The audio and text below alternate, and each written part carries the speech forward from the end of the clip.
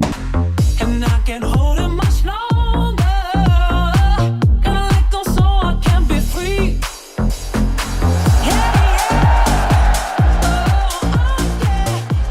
What a Monday. What a day for Erik Kratz, right? Yeah. Happy birthday, Erik Kratz. You state champ, you. Appreciate you. Appreciate the shout out on Friday. Appreciate the birthday wishes from everybody. It's my little nieces. Mackenzie. It's her birthday today too. So we're birthday twins. She is definitely eye rolling. If she heard this or when she hears this, she'll go, so I'm fine with that. Well, she gets a shout out. And so do you for winning. You're a champ. Ethan had an awesome game too, Kratz's son. I saw the Ethan killed it. We got a little, we got the video here and everything. Yeah. We show a little nugget of this on Friday. There's Last Out. I love Last Outs in general when titles are won. You've been a part of a pretty big one. Yeah. I mean, listen, when your kid wins state championships, it's awesome because it's a moment they'll never forget. My son was fortunate; he got to win 2 in his high school career, and it's the best feeling in the world, especially as a parent. If you're a part of the team and Kratz being the coach, it's congratulations. It's pretty awesome. Mm-hmm. Thank you. Yeah, you know what? I watched the game back yesterday. Watched it with my family. One of the cooler things that you don't see as a coach because you're like locked in is right at the end they panned a shot. The game was telecast on, I think it was called PCN or something, but they panned a shot to the parents in the stands. And you know the parents are always like supporting and following and everything, and the parents are like, oh, they're like bawling. Other parents have their like hands on their head, like, I can't believe this. This is unbelievable. And the boys are bouncing around. So it's cool. We get our sick trophy. We get our sick medal here. It's hard to see with it's legit. It's way better than the district one that you get. This little tiny little district one. This one's very nice. We played a good team in Eden Christian who had actually been there 3 straight years. They were in the state semifinals and they lost all 3 years. I mean, like that's still just it. Obviously, I'm juiced about our team winning, but knowing that that's on the other side, that is tough. Who is that in pro sports? Like the Buffalo Bills. Right? Is there a baseball version of that? Braves for years were that team. That's the one. The Braves are all those years. The Bills. Yeah. That's really in the last 50, 40 years probably. Yeah. The Braves in baseball for sure. Right. With all their talent, they only win in the 90s and 2000s. They had all those guys too there. I mean, they were there forever. I mean, it makes – that's what I think of. You know, when I think of playing that team in high school, I'm like, a lot of these kids have been there for 3 straight. They had a few seniors. Ironically, their best hitter, like by far, was the guy who made the last out in the game. Like, you think about that because I remember losing games. I remember losing to the Dodgers, to the Astros, to the Cardinals, like in the playoffs, all that stuff, to the Giants in the World Series, Game 7. Like, you remember that. As much as the kids on our team, the 3 seniors on our team will remember winning, and everybody else will remember winning, as there's always another side to it too. Yep, that's right. When you make it that far, the Blue Jays last year, and oh my gosh, how many moments did you feel like one thing changes, the Blue Jays win? Oh, it was the whole. They were this far away from winning. They were literally this far away from winning. So many close moments. It happens. I mean, I remember. Listen, 5. I mean, you know what Kratz is talking about. The first title that my son was able to win was 2021. You know who the star player was on that team? Sal Stewart. Oh. And I remember seeing how crushed they were. Mm-hmm. The team they played. The team they played they had Sal Stewart was their big star. So when I see Sal, I rub it in a little bit. But you did on a combo. Didn't we have him on? And he goes, you know what my payback is? I'm in the big league. I'm like, true, that's a good one. So fair, and he's good. That's fair. He's good. But yeah, I mean, and then the last one they won last year, their team was pretty loaded. But you know, listen, it's awesome. It's awesome for your kid, Kratz. That's the ultimate goal. Everyone thinks in high school that is the end all be all. Everyone remembers their high school, but you know, and especially to win a state championship, that's something they can never take away. It's always come back to your hometown and say, hey, you know, we got this special moment together. Always, yeah. I mean, we talked about it all year. It's going to hang up in the banners. They're always going to see their school year there, the article in the paper. I know my son, Ethan went 2 for 3 with a dinger and a triple, like crunched it. But he was, for the playoffs, he was 17 for 21. So, like, you got some guys we had a freshman who was 14 for 22. So we had dudes that stepped up. One of our starting pitchers started 3 of the 4 games in the state run. Like, incredible. Yeah, you need it to all come together. You need your best moments when you're facing that kind of competition. So very cool. Fun Friday for Kratz. It's a birthday Monday for Kratz. Let's charge.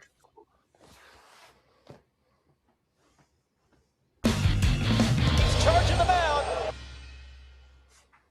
This was actually back-to-back years. Yamamoto took a no-hitter into the 9th inning. And for those of you that are like, you better talk about The Miz, we're going to talk about The Miz a little bit here, but we're also going to talk about him in a whole separate segment that we have dedicated to him. But Yamamoto was Saturday, a little more recent, 8 1/3, 1 hit, 1 earned run, 7 punch-outs. You know his opponent very well since they won the series against the Dodgers. Listen, I was at the game yesterday, the Dodgers-White Sox game. I stopped by. I was in Chicago yesterday, so I stopped by for a little bit. And that place was electric, man. I mean, it was crazy loud, packed. You can say it was a lot of Dodger fans, which it was, but there was also a lot of White Sox fans there. And I got to talk to Steven Nelson and Erik Kratz during the broadcast, and they were like, "Wow, this place is great, man. I mean, this is a great atmosphere, and these guys are legit." And on Saturday, obviously Yamamoto had the perfect game. Mookie made the error, then he gave up the home run to Peters. But I had a lot of White Sox fans saying, if we're going to lose, why not give up a perfect game or a no hitter? And I was like, I never want to say that, but you know what? I mean, at least if you're going to lose, see history. But they won the series. Yamamoto was awesome. And again, the Dodgers, whatever. They can say it's the White Sox, but the White Sox won 2 out of 3 against Sasaki and Sheehan. I know it's not Snell and Glass now, but still. And their bats didn't do a whole lot except for the one game. So, listen, the White Sox and Yamamoto pitched awesome. So, I tip my cap to Yamamoto. Shohei hit the homer, some home runs in the series, but he didn't get it done. But the one thing I found weird about this whole thing was Peters hit the home run. He goes, "It felt like we won." Dude, you lost. You almost got no hit. I get it, but like that was a bad call. Little moral. Yeah, there are no moral victories in the major league. Sorry. No. Yeah, quick on Yamamoto. I mean, I know he's being overshadowed by some other dudes in the National League right now. He's got a 2.52 ERA. This is probably the best he's been. He's coming off the potential hangover effect you could have after not just back-to-back World Series appearances, being the guy for the Dodgers, but this past one, they abused him. He volunteered to be abused, but maybe if you throw more, Scott, you can actually get better. What? No way. That's wild. The guy who throws basically more than anyone else is still thriving, and it's not like he's this hulking presence either. He's a small dude. He's got 85 2/3 innings. He is number 2 in baseball in WHIP, walks and hits per innings pitched, which is a pretty good stat. 0.84. Only he's Miz good, better. But the problem is the National League has about 5 other pitchers that are just as good, if not better. So it's like he's kind of getting lost in the shuffle. So I'm glad we're talking about him. But when you have Miz, who we're talking about, but Skeen, Sale, there's a lot of other guys that you're like, well, and then you forget that Yamamoto's right there. So it's good for him, man. He's been awesome. Yeah, Sanchez, Burns, all those guys have better ERAs than him, Kratz. He's not even the best Japanese pitcher on his team. Like, Shohei's overshadowing him. Like, I just feel like what Yamamoto did last year, obviously in the World Series, it was incredible. And then to come back and have what he's had so far this year, a little bit under his career norm, and with his ERA, he's continually improving, but he's out there. He's the most resilient or most reliable pitcher to take the ball every 6 days in that rotation. Like, for the fact that what he did last year, you would think, we're going to back it down. We'll get you our Dodgers 25 starts so that you're available for 6 starts in the playoffs. But he's out there. He's doing it. He's another guy that you're like, I gotta look when he's playing. Like, I think it'll be a race to see who gets a no-hitter first, Skeens or Yamamoto. I feel like Yamamoto, he goes the distance. I feel like Skeens hasn't been necessarily going the distance but I feel like because he's given up some runs, maybe there will be a time here this year where he's going to go distance. I think one of them is going to get a no-hitter this year. What about the Miz? He was almost no. Well, we're not talking about him yet. We have another segment for that, Scott. I know, but we can mix it in. I mean, no hitters in perfect games are the most random thing ever. Because you look at like a Greg Maddux, John Smoltz, Tom Glavine, they never threw a no-hitter. They never even, I don't even know if they came close. Did Pedro never threw a no-hitter, did he? Did Pedro Martinez? I know he had the one where I think Carl Everett, or no, that was Mike Mussino. Carl Everett broke up late. Nope. No, I mean, think about the list of Hall of Famers that never threw no-hitters. No-hitters are the most random, crazy thing ever. But I think that'll change. I think that'll change because of how guys pitch now. And maybe you don't agree with me, but I felt like before guys would pitch, hey, you know what? I got a 2-3 run lead. I'm going right at this guy. I'm getting through the entire game. And I feel like there's guys that are, what did the Miz throw? Like 104 in the ninth inning, 103 in the ninth inning? Like there is less of a, hey, I got to get through 9 and more of a, I'm not letting anybody touch any of my stuff the entire game. Don't touch my drum set the entire game.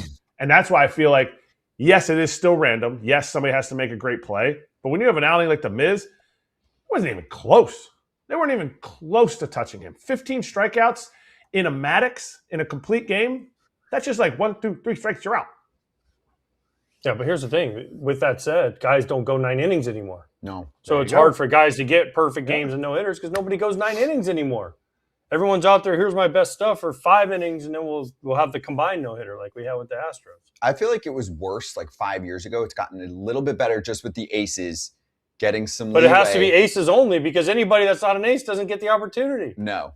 Yep. I mean, Edwin Jackson threw a no-hitter, and he threw like 140 pitches against the Rays, and he had like 10 walks in that game. Yeah, well, see, I think if it's, I don't know, name a veteran pitcher who's been around a while and might be, towards the end. I'll just name a random. Miles Michaelis. I know That's who I thought he of. was the opener the other day.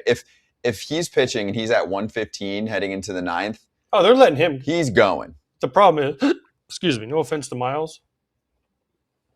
He pitched well yesterday in a bulk but he role, didn't. But He used an opener. I know. So your point is you have to be an ace that they trust that you can get through lineup another time through, right? There's like 5 of those right now that people let. Skubal doesn't have a no-hitter. And then you have to be economical with. So, Wheeler. like Kratz said, if you're more strikeout reliant, you have to be economical with That's those everybody. strikeouts. Jeez, that's everybody now. Excuse me. Wow.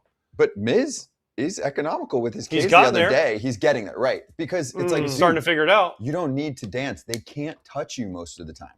You Yep. tip your cap if they touch you right now. I mean, he completely owned the Phillies the other night. 15 strikeouts, 1 hit. He was almost there. 1 hit. He allowed 1 hit in that game. Mhm. Otherwise, that would have been a no-no that we talk about. Hard to get a no-no. And It's Mookie really Betts hard. booted the ball for Yamamoto the other day. That would have been the 3rd out in the 8th, right? Yeah. Different 9th. Yeah, and then he gives up the homer. Mm-hmm. It know. takes a lot. It takes a village to put together a no-hitter or perfect game. One other notable from the weekend, and while we're talking about pitching, you mentioned Skubal. They lost that game, though. I know, but he and actually they lost is back. So here's the thing, though. The Tigers went into this series like, oh, we got to win. They lost both games. They got rained out on Sunday. Yeah, it's not good. They're So 6 out of a wild card, 13 under 500. yeah, again, until they get to 500, I don't care if Tarik Skubal, he can only pitch every 5th day. Right. And I mean, yeah, great. He gave up 2 earned runs in 4 2/3. But you know what they did? They lost. They lost. Because they can't hit. Correct. Cleveland actually took a hit, too, Well, in Cleveland that obviously series. took a hit. No, but they took a hit. Yeah. José Ramírez out for Yeah. a month to a month and a half now with the left hamate bone fracture. As Ken Rosenthal said on Brewer Territory this morning, this episode's brought to you by the hamate bone. Didn't Vinnie do it too? Vinnie too. We'll talk about. I have a later, theory. VP, I have a theory I heard yesterday. why they're happening more. Yes. And I could be crazy, but someone tell me if I'm wrong on this. I heard this theory yesterday. I forget who I talked about this at the White Sox game with somebody. I forget who I was talking to about it. Guys used to take batting practice, like regular batting practice. Mm-hmm. And not every pitch was thrown a million miles an hour. You just take your batting practice, or you take your flips, and you go into a game. What do guys do now all the time? Hitting the cage. Off of what? Machine throwing 100 miles an hour, a traject throwing real stuff. they take hundreds of swings off balls that are pew, pew, pew, pew, pew, pew, pew. And every swing is, I got to get to it, right? And then so it just. Those are gamer swings. Those are game swings.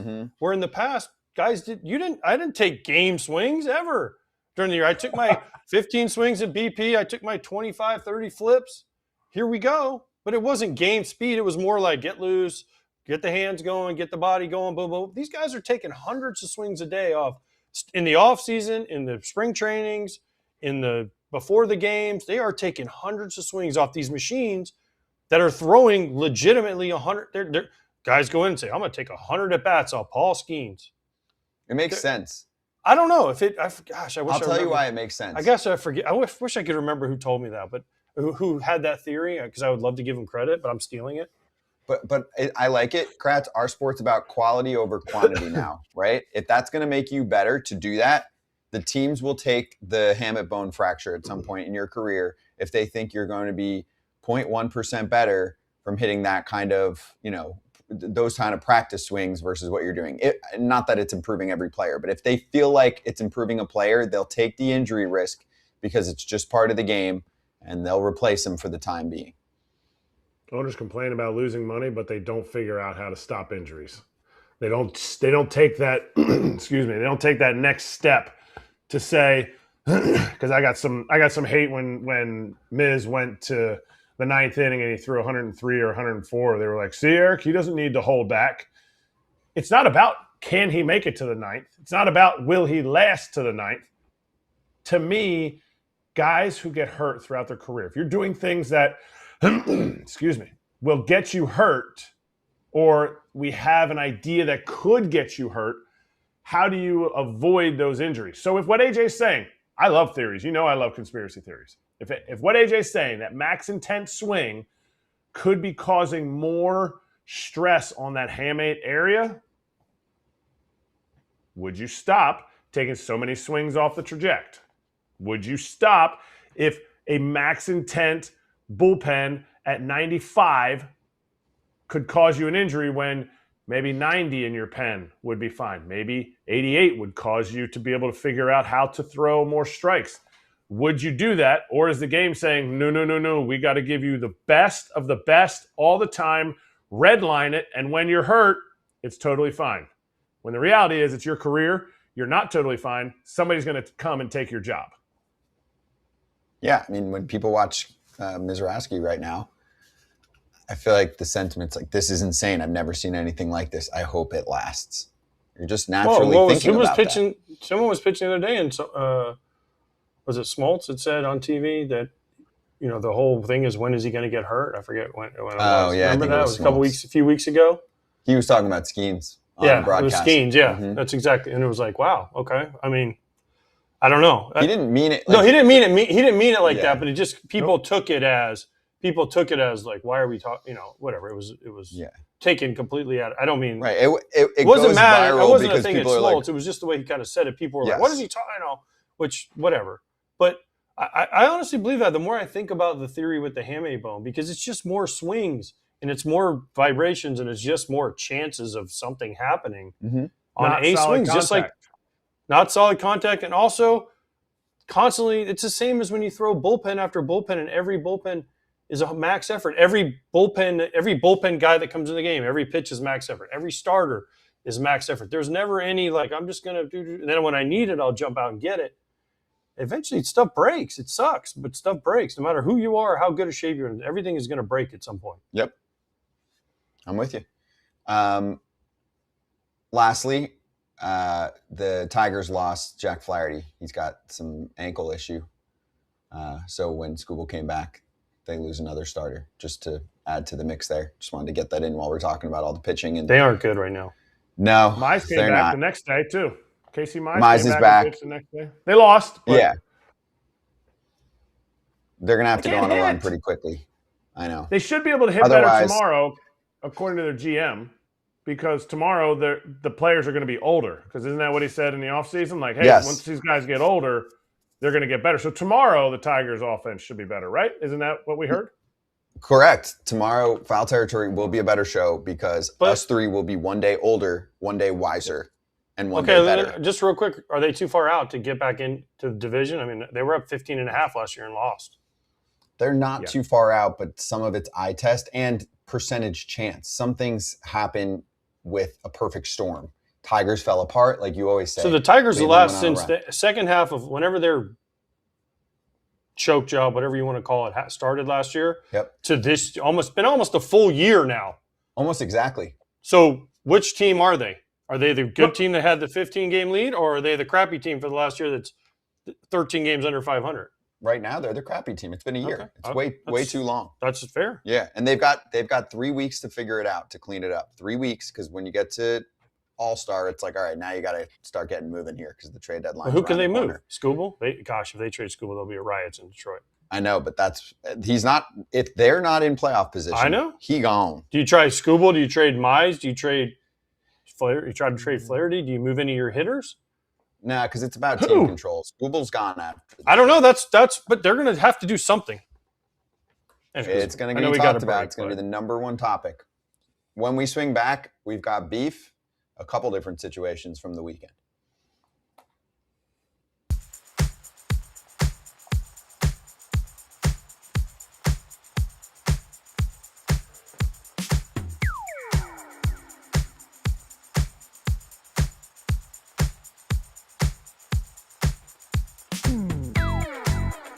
Support for today's episode comes from Square, and they've got big news. During Square's biannual releases event, they launched a wave of innovative new tools to help local businesses run faster, smarter, and more profitably.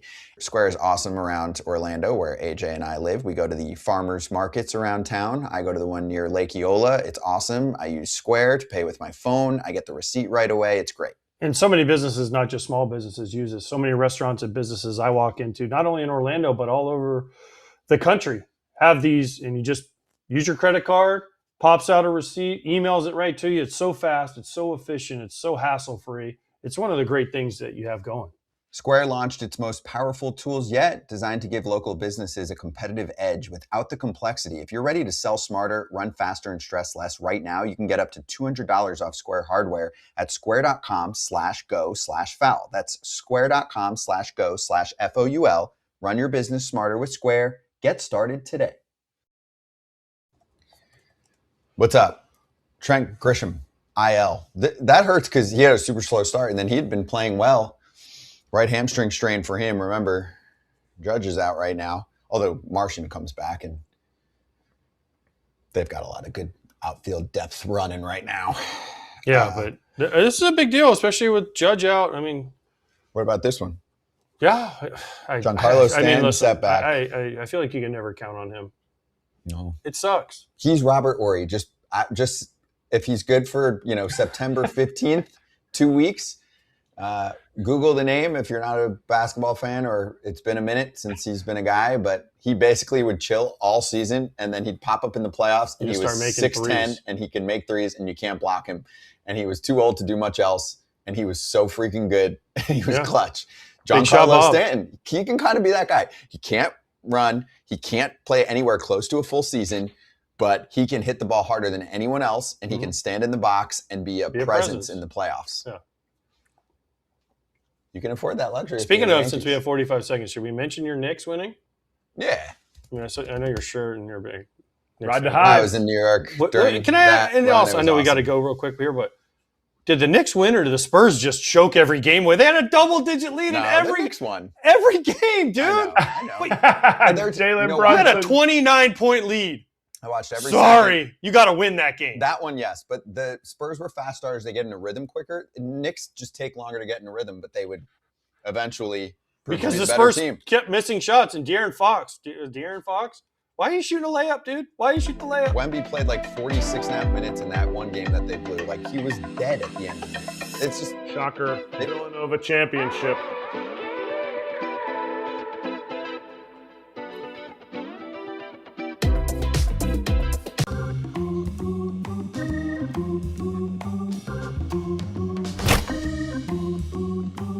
Shocker.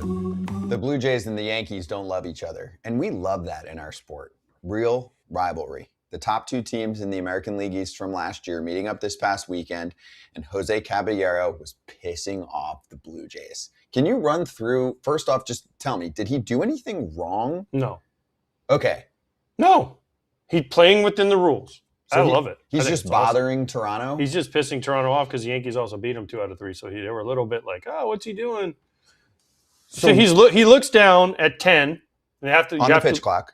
You have to look up at 8, right? So he's at 10. At 10, he kind of fakes him out, and the pitchers are getting set, and they would start, and the umpire like, you got to wait till he looks at you.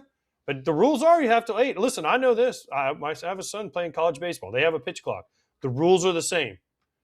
They stand there in the box, and the pitcher's that way, and they look at the clock like this. And they stand there, and then when it hits 9, they go. And the pitcher's out there just waiting for 20 seconds or whatever, just standing there. Right? The hitter's literally like this, and they're like this. They're not even looking at the pitcher. They're literally looking at the clock, and then all right, here we go. So I get it. It's the gamesmanship. Pitchers were doing gamesmanship early. Scherzer was trying all kinds of stuff. Remember, guys were trying all kinds of stuff as pitchers. He's playing the game the way the rules are written. Should the rules be changed, No. or it's fine? No, it should be I'm just changed. asking a question. I'm the host. No. Why? But why would we change the rules? Because John Schneider and the Blue Jays are mad about it? Like, that's like, I know we're going to go through it, and I don't want to jump ahead, but like John Schneider said, there's a lot of major league players in this league.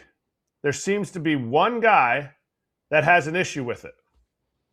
Was he talking about? I mean, am I reading that incorrectly? Like, why does he have an issue with it?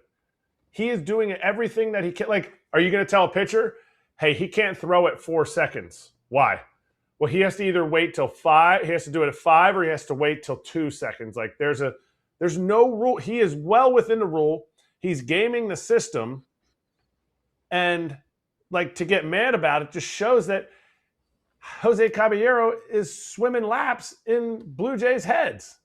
Like, yes, it might be tough to do, but you have to be, like, you do not have to look at him. You do not have to make eye contact. And the fact that he can, like, deke him out, the pitcher gets a warning. So if he does it again, it's a ball. Like, that is great gamesmanship. It's like a quarterback. Oh, well, you can't wait to hike it till it says 1 second. What? No, I'm going to hike it at 3 seconds. I'm going to hike it at 1 sometimes. I'm going to hike it right away at 10 seconds on the game clock. It's all the same thing. It's a good call. There's pump fakes in every sport, basically, that has a clock. Yeah. Basketball, of course. But if you don't like it, I mean in what football, they run the spread thing where they get into a formation. The defense does it, and then they're like, Omaha, green 18, and then they, then change the play. And the defense then has to all run around and change everything. Like this, all he's doing is he's looking down. And then he kind of looks like this, but then he never really fully looks up, and they kept falling for it. Put in the scouting report. Right. 8 seconds, be ready. Wait till there's 8 seconds. If you know Jose, it's like Jacoby Ellsbury was known for getting catcher's interferences. You know what we did? When he came up, we backed up. You know what he did? You know what you do with Caballero? You, as a pitcher, you look at the clock, and when it says 8 seconds, I'm ready to go. Because you don't got to be ready till there's 8 seconds. So if he's ready at 15, make him stand there. Especially if he's ready to use his timeout, make him stand there. Yeah, you can cat and mouse it right back at him. Right back at him. Mm-hmm. But you got to be prepared for it. Now it's a thing. Be prepared for it. It's in the scouting report. Yes. Don't get set and deal until 8 seconds. Yeah. Right? Wouldn't you tell your pitcher that? Hey, for this guy, don't even think about 10. It's 8. Yes. And hey, he might have won already because now he's got you thinking about the pitch clock more than you want. But that's part of his game. Yeah. He's a fun player. He's a flea, man. He's a flea. He's being a flea. That's his identity. He's fun. We had a long talk about him on Friday because they were starting to sneak Volpe in more for playing time, and Volpe's not hitting. He should not lose any PT. We had a long thing. A lot of Yankee fans actually wrote in and said thank you for pointing that out because it's weird, but he's special. I think he gives the Yankees a lot of bite. This is what you want, right? Steals bases. He plays good defense. He can swing it a little bit. Switch hitter, right? Pissing off the other team, and the Yankees pounced on him in the 9th to win the series. My issue is, why did the umpire? And we haven't heard exactly what the umpire was saying. Why does the umpire feel like he needs to get in there and tell them like tell him, hey, he's intentionally delaying it. Because didn't they make an announcement during the game? The batter was something about intentionally delaying. Why does he need to get in there on that? What was he intentionally delaying? He was doing the rules. He like warned him, and I'm like, but warned what? There's not a rule like that. I bet you MLB called that whatever the ump was after the game, whoever the ump was, and said, hey, that's not a thing. Unless we're missing something, that's not a thing. Yeah. And the other thing too about Caballero, like everybody's like, whether you think Caballero is helping the Yankees or not, he's not a star, and that's okay. People who are not stars, people who are not year in and year out all-stars, have to figure out ways to be better than the opponent that's out there. And that's what he's been doing this year. He steals bases. He plays good defense. Why they're not playing him, I won't rehash your Friday conversation. But he's consistently a below-average OPS plus batter that adds a ridiculous amount of stolen bases, adds a different element that he has added when they first instituted the one timeout but no pitch clock. He would take the longest time to get back in the box, and it was irritating the other team. What if a pitch is just a little bit off because you're irritated the other pitcher? Now, all of a sudden, an average hitter becomes an above-average hitter, or your team, who needs a break somewhere, becomes, a team that can get that break. I mean, this is a guy that had 49 stolen bases one year. He's got 15 already this year. He's got a good shot at 30 bags if he gets his PT, and you got to be able to work around the edges because everybody's doing that throughout the game, and that's how average players stay in the game. He wants to play every day, and he hadn't really gotten that full-time shot until right now with the Yanks, right? Even with the Rays, he was all over the place. Around, yeah. By the way, you know who was really good at doing this? You? Me. All the time. Doing what? Annoying the crap out of pitchers or Getting whatever. On the other heads. team, it was great. As soon as they started yelling at me, I'm like, we got him. Mm-hmm. We got him. If I did something, they'd be like, we got him. Yep. We got that focused. Guy. Mm-hmm. I told this story on the show before. I played with a guy who squared the bunt when I was playing with the Blue Jays. AJ was behind a dish. AJ started yelling at him for bunting, and this dude was hot at the time. He was hot. A AAA big league fringe player, young guy, struck out, comes back to dugout. He's like, why was AJ yelling at me? I was like, he's yelling at you to try to get in your head. And I was like, what happened? He goes, well, I kind of was a little hesitant on the next pitch. He won. He won because you allowed the little things. AJ did nothing wrong. There's no time where AJ or Caballero ever has to be like, oh, okay, guys, here, let me hug you, and then we'll just go out and you throw a baseball at me, and I'll try to hit it. No, it's all within the game. It's not even close to even fringe. That's Bush League. Stop. No, it's not. The game is to win.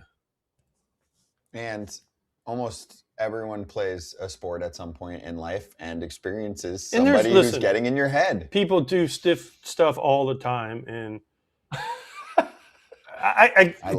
anybody that plays a sport long enough, there'll be a moment in their career, whatever level you want to play, where something happens and you bend the rules a little bit. Let's say you play tennis and the ball is out or in, but you're like, I really need this point, and you call out. Mm-hmm. Or basketball, the basketball commercial about sportsmanship, where the ball goes off the kid and he's like, Mr. Ref, no, it was off me. No! Yeah, there's so many things that happen. That's the ref's job, bro. There's so many things that happen in sports that I don't know that happen. I could tell so many stories of guys saying stuff to me or me saying stuff to guys, and they're just trying to get you a little bit off your game enough to where it affects you. I'll tell Jose Bautista, right? Who I know, and Kratz, you played with him. He accused me one time of throwing dirt on his shoes. And he couldn't hit because I was throwing dirt. He'd come up to hit and I'd throw dirt on it. I'm like, maybe I did that, but I'm like, if me throwing a piece of dirt on your shoes keeps you from going deep, then I won. Yep. I'll take that all day long. Wow, who Right? knew that was his kryptonite? Yeah, he Dirt. said he said that we have a lot of mutual friends. He lives in Florida, and I see him. He's Yeah. like, dude, you used to throw dirt on my shoes. I'm What'd like, you say? dirt on your shoes? He's like, yeah, it used to make me so mad. I'm like, well, then I won. If I could pick up a little pebble and throw a piece of dirt on your shoes and it wins, then I win. Because then you can't hit, and your whole game is hitting. In a game that is played in dirt. Yes, exactly. Dirt Exactly. bothered him. Exactly. He was so mad because he said I threw dirt on his shoes. That's epic. I was like, whoa, what That's are we tremendous. talking about? And now That you're is- probably thinking, man, if that's all it would have taken, I know. what did he have? Like 150 homers in 2 seasons? Like, yeah, I'd have thrown it in your face. I would have Yes. gone to to not hit a homer for sure. Yes, it was like we used to have meetings with pitchers because he had the big leg kick. You'd slide step on him, and then the next one you'd get Yep. a big leg kick, and you'd rush him, and you change. So we'd all tell our starters like, "Hey, when Batista comes up, throw out of the stretch." Like with no one on base, yes, because it makes up your times. Because he would time it off the pitcher, and it would get him, and then he would start getting mad about it.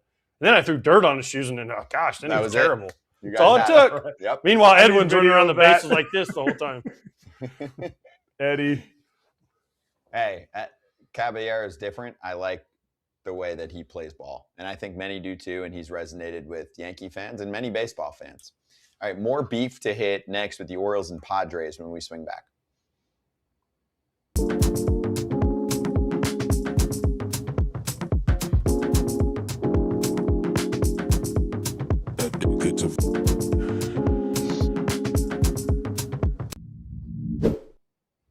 Hey, SeatGeek's hooking you up with 10% off tickets with that code Territory10. This is our few minutes to look at some games coming up this week and some series too.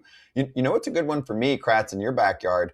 I know Wheeler starts off the series for the Phillies against the Marlins. The Marlins are 10-2 in June. Like they are peaking right now. So that's a good one to hit up a ticket for. Yeah, I mean, anytime you get to see Wheeler back the way he's doing it right now, he's kind of, I don't want to say the unsung hero, but Christopher Sanchez, besides his last outing against the Brewers, has really just taken all the limelight.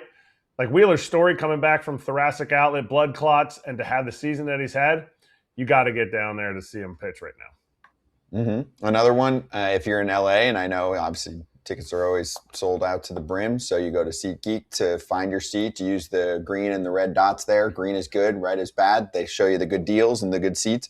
Nick Martinez has been quietly one of the best pitchers in baseball this year. I know it's one of the lowest strikeout rates. The expected ERA is not high. There could be some regression, but he doesn't walk anybody. He gives up soft contact. It's more of your old school style. He's got a 2.43 mark for a Rays team that's coming in with the same number of losses. Now, 4 less wins, but you always tell me look at loss column. 41-27. The Rays are almost as good as the Dodgers record-wise this year. Yeah, they are. But the game I'm looking at is Padres-Cardinals because that could be a potential playoff make-or-break series between the Padres and the Cardinals. Mm-hmm. Cardinals at home. Padres have been wishy-washy, I guess would be a nice way to say it, especially offensively. But that's a series to me that could be a playoff make-or-break for one of those teams. Those are wild card hopefuls. Yes. And the head-to-head matters. Cardinals have been a much better offensive team than the Padres have. Yeah, well, that's not saying much. No. Kratz's high school team, it could, at this point, sometimes I feel like might be able to hang with the Padres on some days because they have I struggled. can't believe the Padres. I can't believe them. I really can't. Like, you watch a game and you're like, whoo, Gavin Sheets is up. Yeah, now we're going to get some like Gavin Sheets? We're getting action from Gavin Sheets when you have Manny, Tatis, Xander Bogaerts, Jackson Merrill. Like, it's the Gavin Sheets and Ramon Laureano show. I can't believe it. Well, now no more Laureano. He's done for the year. Right. Yeah. Right. Yeah. So Hey, Tatis hit 2. He's got 2. Yeah.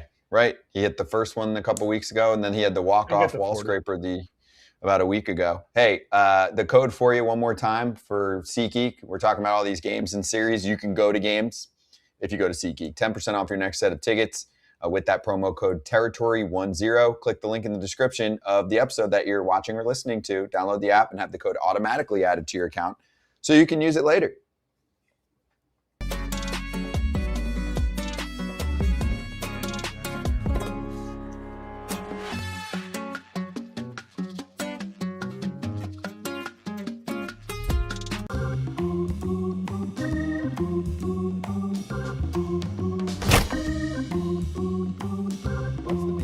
Part 2, Orioles, Padres, Saturday night, which was a distracting evening. There was an NBA Finals moment for a team that hadn't won in a billion years. That's happened in our sport, and it overtakes the sport. But there was beef between the Orioles and the Padres. Bogarts hit in the head.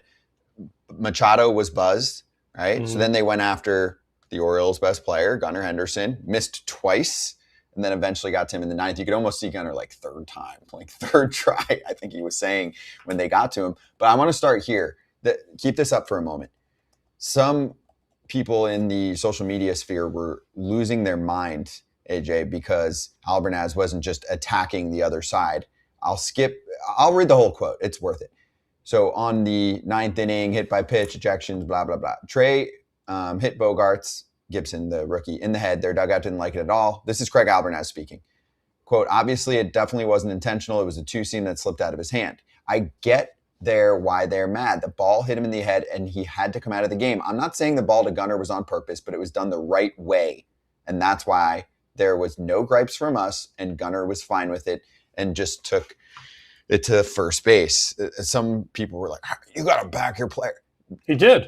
He did, right, with what he just said right there. He 100% backed his player. You know why he backed his player? Why? Because he said, you know what, it's over with now. It's squat. This is what happens when players can handle their own business. Listen, did Bogarts get hit on purpose? I don't think so at all. Mm. I think it was a mistake. But I'll tell you this, as a former player and as a guy who is thrown out a lot, there were times where people were like, I'm going to hit a guy. I'm like, nah, we're okay. Then there are times where, you know what, go get a guy. Okay. And they knew, and the guy usually knew it was coming. You hit him in the leg or the down in here, the waist area. They're okay. They go to first. They're like, okay, I understand. You got hit. I got hit. I remember we played the Cubs one time, right? Paul Konerko got hit in the face. Boom, he hits a home run his next at bat. And then everyone's like, oh. And Paul's like, no, we're good. I even to score. Right? He did it. I think the Twins, Carl Bavano hit him in the face. Next at bat, he hit a home run too. So it was his call. We're like, Paul, I'd go up to Paul and be like, you want someone? He's like, no, I'm good. I got a homer. Right? But Xander Bogaerts, who's, whether you think he's good or bad, he's a leader on this Padres team. He gets hit in the head, the Padres are going to be pissed. I'm sorry. So they're going to try and hit somebody. And the fact that they did it right. They hit Gunnar. Now, they should have hit him the first time. I hate when you miss and you get a second shot. That's the only thing I didn't like about that. 3, true. I didn't like that part. But you know what? Good for Gunnar. Good for Craig Albernaz for saying, you know what? Just go. He went to first. They accepted it. And now it's squashed. It's over and done with. When it lingers and when guys are like, oh, the Padres are bullcrap because they did. No, you know what? It's squashed now. The manager handled it right. Gunnar handled it right. Everyone handled it right. Just hope Xander's okay. Yeah, the Orioles clubhouse knows, Kratz. Craig Albernaz has been around the game a while. He knows the pulse. I know he's a new manager, but he knows the pulse of the players going, hey, our rookie couldn't control himself on a couple pitches there, and we know that they're going to come after us. You're not going to change the commandments of the sport overnight. So he's like, yep, this is what happened, and now it's done. Thank you. We don't need Gunnar Henderson getting hurt. We're a fringe playoff team. You could have sat there and gone, well, you threw twice at him, and then the third one in the ninth inning with 2 outs, that's when you got him. But he could have said that, but Craig squashed it. The umpires, I have to give credit to the umpires because there's times when somebody gets hit in the head, people are chirping back and forth, and the umpires are like, oh, well, this is my chance to step in and warn everybody. No, you don't need to step in and warn anybody. You need to let the team handle it at the time. If the Padres are super pissed about it, it's the first batter, next inning. Rarely does that happen. You go after one of the guys that will make sure that Craig Albernaz thinks twice about who they put in the game. Trey Gibson thinks twice about going inside. That's how you handle both sides of this coin. And I thought everybody handled it very professionally, including the umpires. Mm-hmm.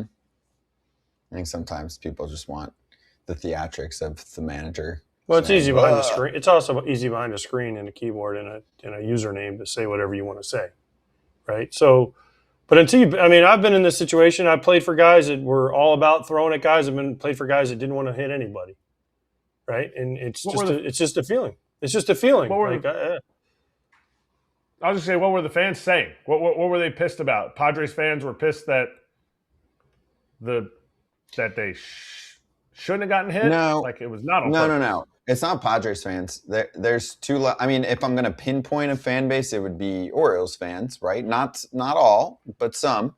thinking two things. One, you had your shot, like AJ mentioned. Then you had your shot again. Then in the 9th, you take another shot. Like, you get your shot. You clearly went after him. You missed. Then you missed again. Then they don't like that Albernaz doesn't attack them post-game. That's a subset of fans that I saw online that were pissed. Which I feel like I understand where they're coming from, and that's why it's worth bringing up on the show, to be like, hey, players are fine with it. So it should be over now. Yeah. These teams don't play each other much anyway. But it was squashed by the players and the manager. And listen, I mean, I played in a little bit earlier era where guys handled it themselves. You do it. You know, Tony La Russa famously our guy will hit 3 of yours, right? Well, that's when it leads to fights. I'm not saying everyone needs a fight, but there are times where if someone gets hit, guess what? Someone on their team needs to get hit. Yep. It sends a message that, hey, I got your back, and fine. There was also times I got hit, plenty of times. I got hit, and the guys would be like, I'll be like, nah, I kind of did something stupid. I kind of deserve that one. I'll just go to first and move on. You threw dirt on Jose Bautista's. Yeah, that's right. Throwing dirt. Dickey. So R.A. Dickey hit you. Yeah, that was his best chance against me. Epic. Okay, let's step aside and we'll do a segment for Miz and the rest of the Brewers too, with Curt Hogg about to join us.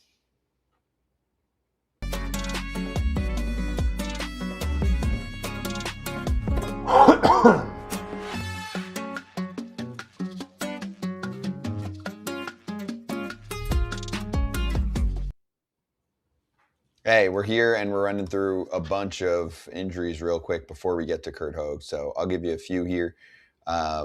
Vinnie P, we mentioned, as the hamate bone, just like José Ramírez. Tough season so far for him. He's going to miss 4 to 6 weeks for a Royals team that's one of the worst in baseball. They're worse, I think, than the Tigers right now. I think it's Angels, Royals, Tigers. Bad. Yeah, that's the bottom of the American League right now. So it hurts when you don't have him. Did you see? And then a couple of arm injuries.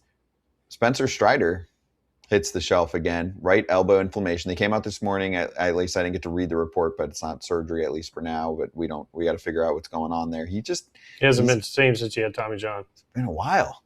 Yeah, it's been a while. It's been a few years. He was fun to watch when he was roaring. Quadzilla. So hopefully he's okay. And then one more, because we harped on this one pretty strongly. And again, I'm not saying this is the reason why he got hurt, but Chase Dollander was flying through, and then the Rockies decided to make him a bulk pitcher. And then he, coincidentally or not, went down soon after that with a torn UCL. He's probably done for the year. Man, he was off to a 6 start. And you're waiting for someone with the Rockies to actually be that good. You don't see it very often. He looked like he could be the guy. Yep. But yeah, I mean, coincident or not, I don't know. But yes, it just so happened that as soon as they started using an opener for him, he got hurt. Not the same warm-up routine, not the same everything routine. I talked to a kid on my son's summer ball team, and it was great to hear this kid. He goes to UMass, and he's a psychology major.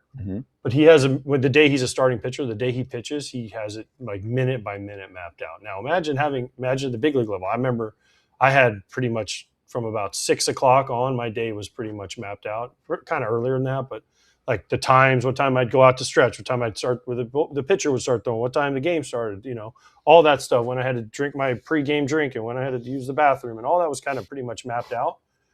Now imagine being a starting pitcher and having every minute of your day mapped out pretty much, and then all of a sudden they're like, oh, by the way, you can't long toss for that 8 minutes that you normally, and then you have to, oh, by the way, you're pitching the 3rd inning. You can't tell me that's not a thing. I'm with you. It's just not. It's people making decisions that have never been out there and have never been that guy. That's it. That's what it is. Yep. And I always say this. If I'm good enough to face a guy the second time through the order, why am I not good enough to face him the first time? Also, this isn't your 5 If you believe in me enough to give me 5 or 6 innings in the middle of the game, why can't I start the game and face him the first time up? This is also your potential ace, like your number 1 starter, stuff-wise, for sure. You're the Rockies. Get well soon. Stop.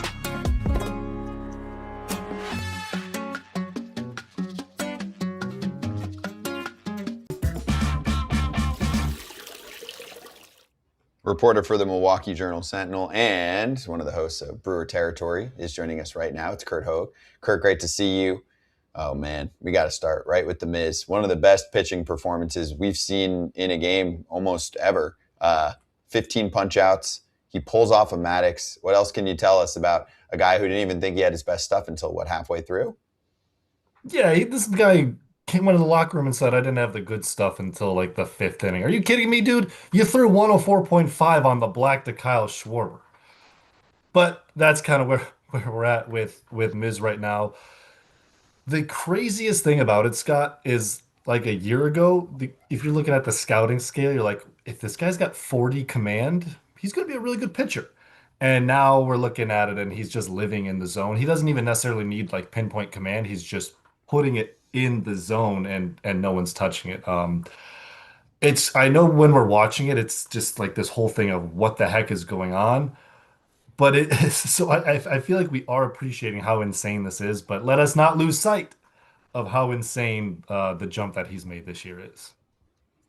Yeah, what is this jump? Where did this jump come from? Did the Brewers really see this coming? Because even in the playoffs last year, remember he was, we don't know what we're going to get out of him.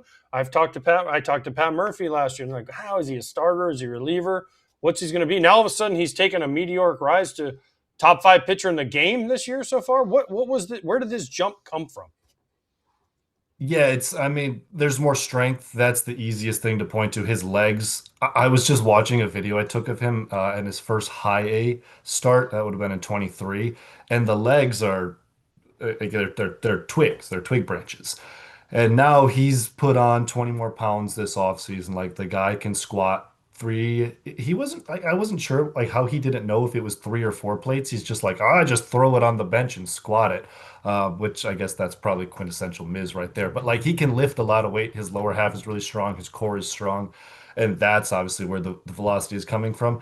Now, does that single-handedly explain going from a guy that he's going to walk 5 per 9, maybe 6 per 9, is he a starter, is he a reliever, to someone who's walking almost down to under 2 per 9? And if you go back over his 9 starts, he's not walking anyone. So that's not a normal jump. I know guys make leaps, guys get better, skills improve, but to do it this fast is freakish. But then again, it's a pitcher who's freakish. Why shouldn't the guy who's able to throw harder than any starting pitcher before be able to make leaps in his control that we didn't expect? Have they figured out this whole cramping thing, and that's why they allowed him to go 9 innings? Because before it was like, okay, he's got a little bit of cramp, or nope, now we got to stop it because last time he cramped. Have they figured it out? So are we going to expect some more 7 and 8 inning outings from him?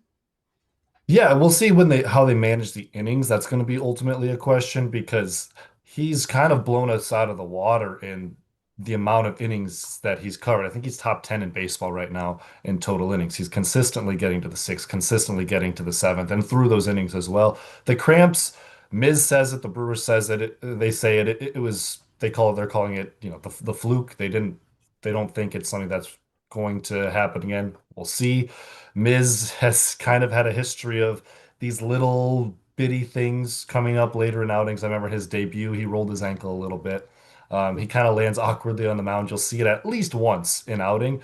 But the man says he's liking those honey stinger waffles, I think they're called. Like he's just munching on those between innings, getting some sodium, getting some electrolytes. And I mean, like the dude threw 103 on pitch 95. So whatever he's doing is working. That graphic is pretty hilarious. And it keeps growing too. I remember when it was like the 20 fastest pitches. Now it's 170.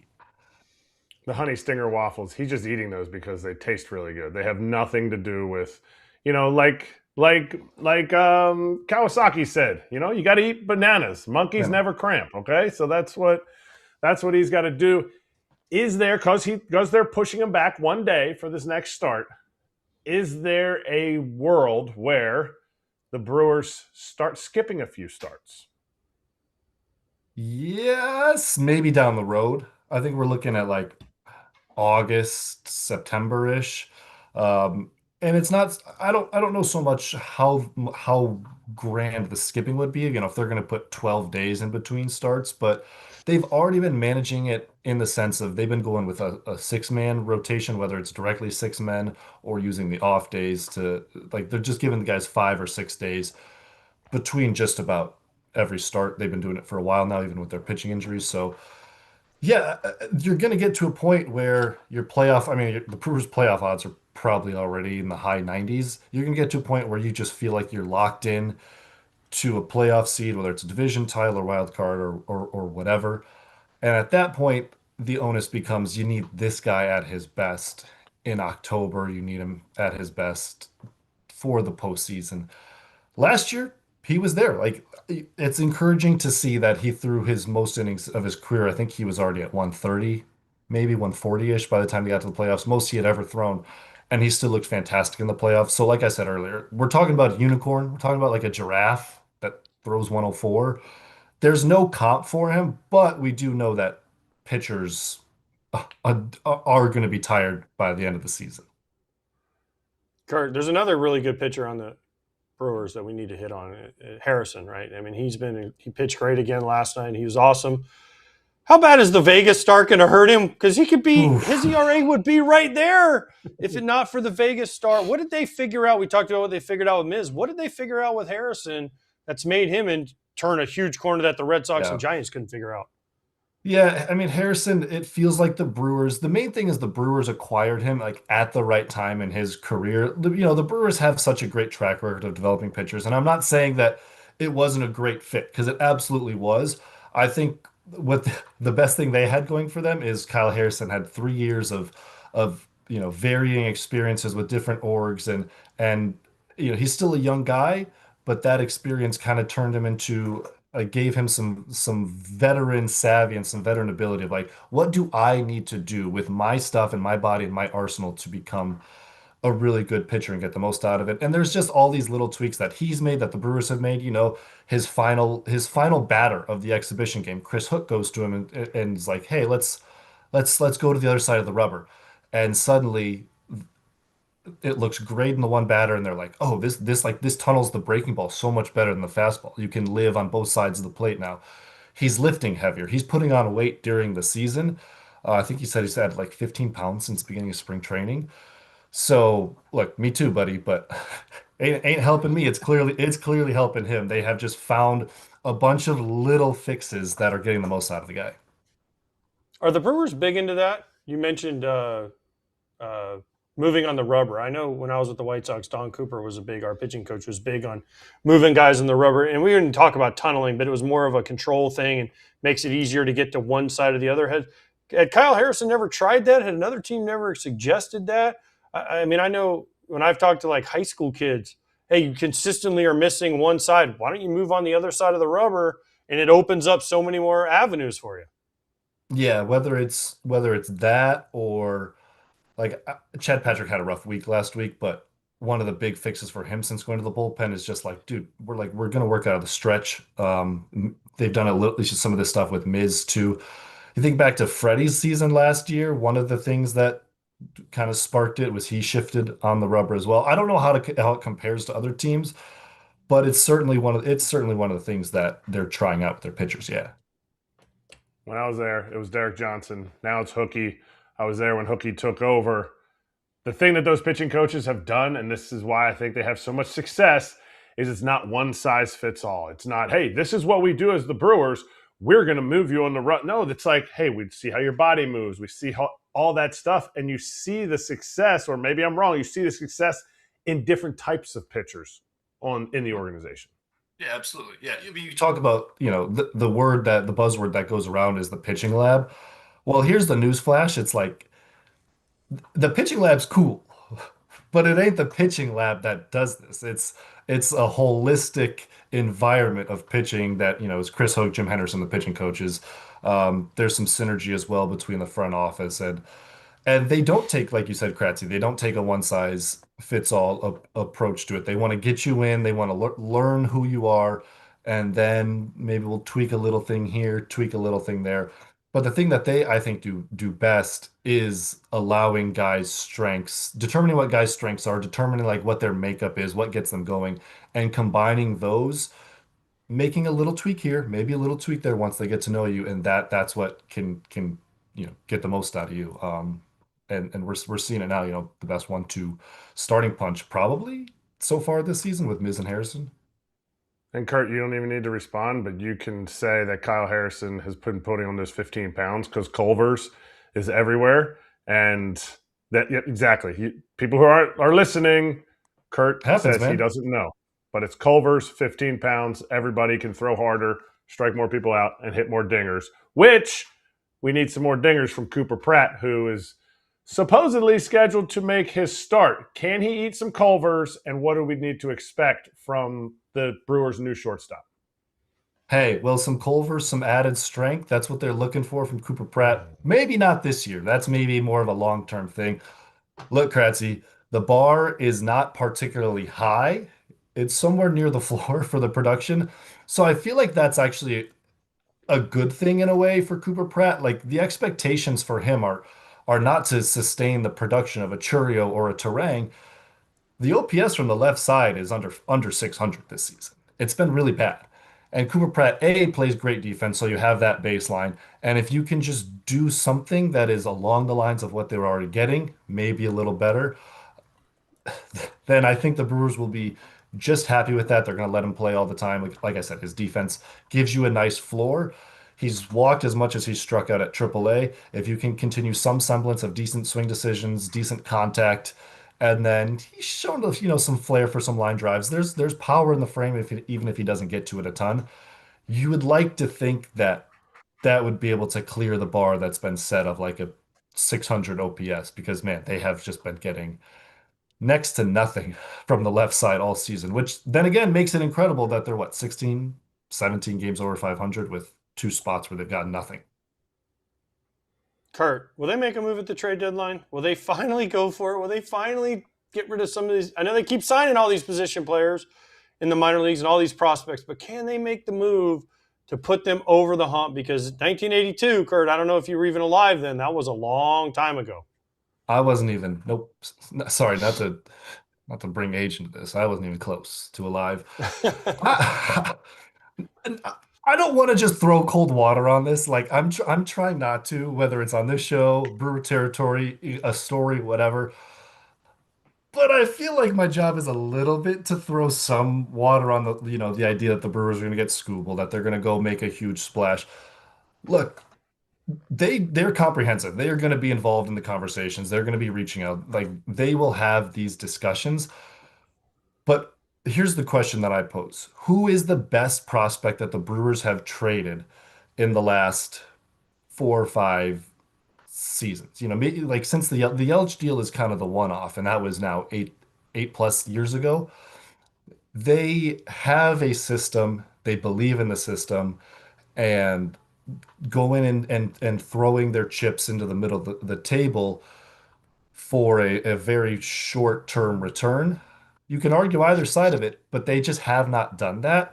So I'm sure they'll go out. I'm sure they'll do something to make the team better. They have each year. Last year was a sneaky okay deadline for them, but they have not been, close to being the team that trades Luis Pena or Pratt or Luis Lara. Or they've got all these prospects, and it would make you think, hey, they're the perfect team to go get a Skubal, to go get someone else big like that. Maybe it's Freddie Peralta, but so far they haven't done it. And I'm not saying they're not going to, but I'm saying history tells us that they are less likely to do that than a team like the Dodgers or someone else that's willing to just, kick their prospects away.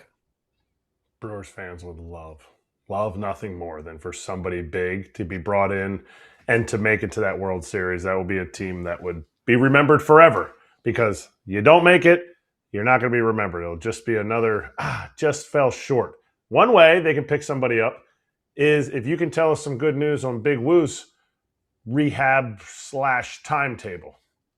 Yeah, Big Woo looking at another start, I believe, this week, and then theoretically, right, the date on the schedule to return might be next week, perhaps in Cincinnati. The Brewers they haven't really given a ton of detail on this the whole time because with the nature of the injury and kind of Big Woo's injury history, there's a lot of touch and feel to it.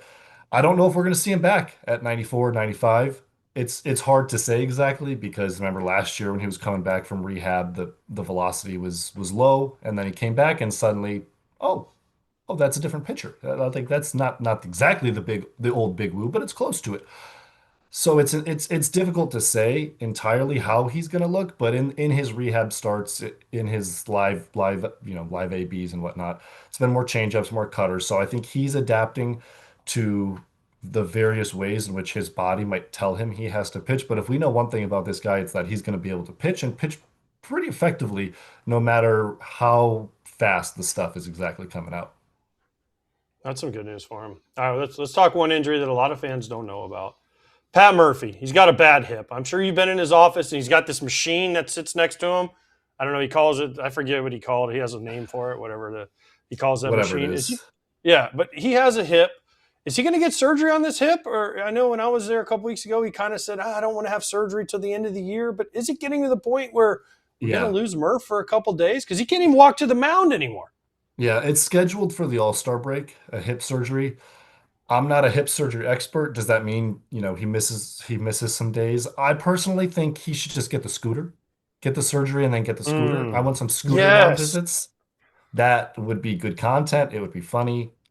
You mentioned Murph out there. I think he has a motorized scooter too that they gifted him. So why not? Use what you got, man. But yeah, he has been, in all seriousness, Murph has been in a lot of pain for the last few weeks, few months. I mean, it's been ongoing. And he's got other ailments too, like his back is hurt. Obviously, the hip is the one that needs the surgery. His shoulder has always been messed up. There's just a bunch of health. A bunch of health things that are putting him on the injured list as well. Kirk, can you imagine the content? Like he goes and takes out Miz. Oh, And he drives the scooter out there, and then Miz sits on his back as he drives the scooter back to the dugout, or whoever he takes in and out of the game. They have to put their arms around Murph, and Murph's driving on them. They have to stop and put helmets on. He's got pegs. Put the visor down. The bullpen cart didn't quite catch on. So what about the Murph scooter cart? Yes, why not? Exactly. Why not? Yes. Anything with Murph is good. Yeah, he would play it. Of course he would. He would. He has a At least little he horn. wouldn't complain at all about it. He wouldn't complain at all about it. Murph No. wouldn't complain in 1 minute. He probably wouldn't get any ribbing either. He would act like it's the worst thing ever, but deep down he would love it. He would be obsessed with it because it's a funny bit, and that's 97% of this guy's personality. Exactly. Exhibit A from the weekend. Can you walk us through how Forrest Gump made a cameo? Well, this goes back to last year when Murph was just constantly comparing Miz to Forrest Gump. And he says he means it in a complimentary way. He succeeds because he's just so in his own world, oblivious kind of to what he's capable of, what he's not capable of.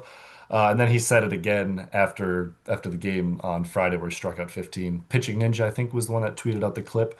And then sure enough, I don't know who did it. I don't no offense, Miz, but I don't think he's nice like that with graphic editing. I don't think that's his forte.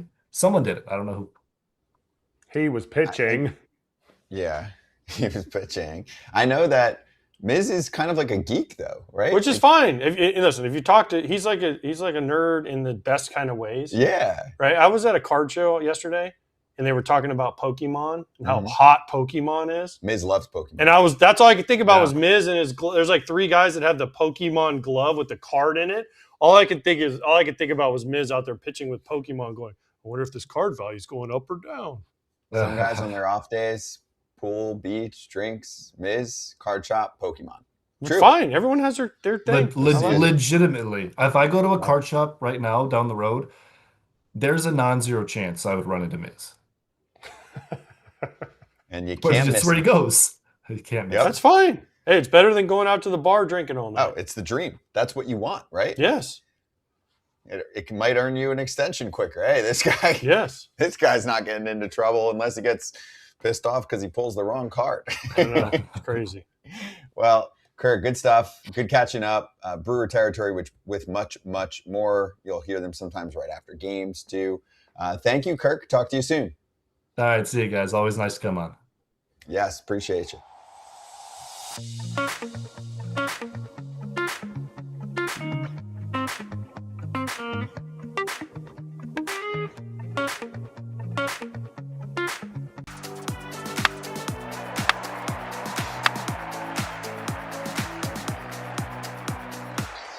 Better than box scores during break, so we'll keep it snappy. But there were a lot of runs scored in Las Vegas, especially in the first and the last game against the A's.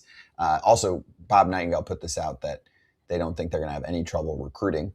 I mean, if they have the money, I don't think so either. I mean, that should be an easy answer, right? Guys will go play there. Yeah. Especially hitters. You got to see. Well, they spend the money, though. Right. I don't know. If they do, if you get offered $100 million there or somewhere else, you'll there's no consider it. state tax in Nevada, which is nice. Also, I don't know, Kratz, did you play in Vegas in AAA? No. So I got to go there 98, 99, 2000. So 3 years I got to go there. And people were like, oh, man, it's such a home field advantage because everyone on the road is going out all the time. What was funny is the home players were out with us. Yes. But they got to do it for weeks at a time. We were there for 3 days. Right. We didn't sleep for 3 days. We were like, we'll be fine. They did that for a week straight. Now, not everyone does that. I mean, this is obviously 25 plus years ago. But it wasn't the home field advantage people thought it was. Now, football, they come in for 1 day. They're in and out. Hockey, they've been pretty good. But baseball, I don't know. I mean, will people show up? I think they will. But I don't know. It's going to be interesting to see how easy it is to get people to go there. Mm-hmm. Yeah, if they spend, guys will go. Also, so a couple quick notes here. They gave up a combined 42 hits and 38 runs in the first and last games of this 6-game homestand because they lost to the Rockies 23-9 on Sunday, giving up 6 home runs. Bob Nightingale with some stats there. And then Mike Petriello's tweet's good too. He said, important fact, this is important. AAA Park's 3,012 feet of elevation. The new ballpark's going to be 2,133. So that is a big difference. And inside. And inside. And humidity. That park is not built for major league hitters. This one will be built for major league hitters. Also, again, I played in AAA, Las Vegas. If the wind was blowing out, it was a joke. If the wind was blowing in, you couldn't hit it out of there. That was the reason why they used to have the home run derby at Cashman Field in Las Vegas, because the ball flew out of there. Remember they used to have that home run derby, and they had like all those big dudes hitting bombs for that one time? Yeah, it's fun. They did it for years. Well, you know why? Because in Vegas, the ball flew, but you're inside. They're going to make it. They're going to make it. And by the way, they have to be inside because if you've been to Vegas in the summer, oh my gosh. Only place I've ever been winded out of a game too, by the way. Oh, really? Winded out. Not rain out, wind. The wind was blowing too hard, and they said, you can't play the game. Yeah, Wind is blowing certain too miles hard. per hour where they're like, you can't play. Yeah. Rain out in Vegas. Yes, please.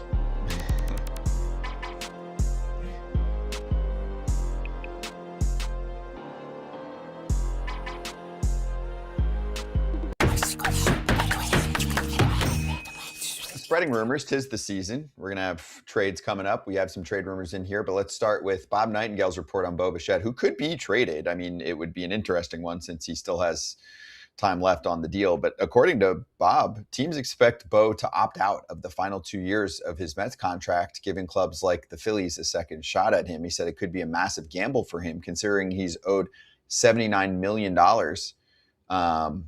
He is earning $2 million this year after being paid a $40 million signing bonus. And if he opts out, he will be paid an additional $5 million. He's making a ton of money this year. That's how the deal was constructed, Kratz. This is how teams want it. They want lower term, right?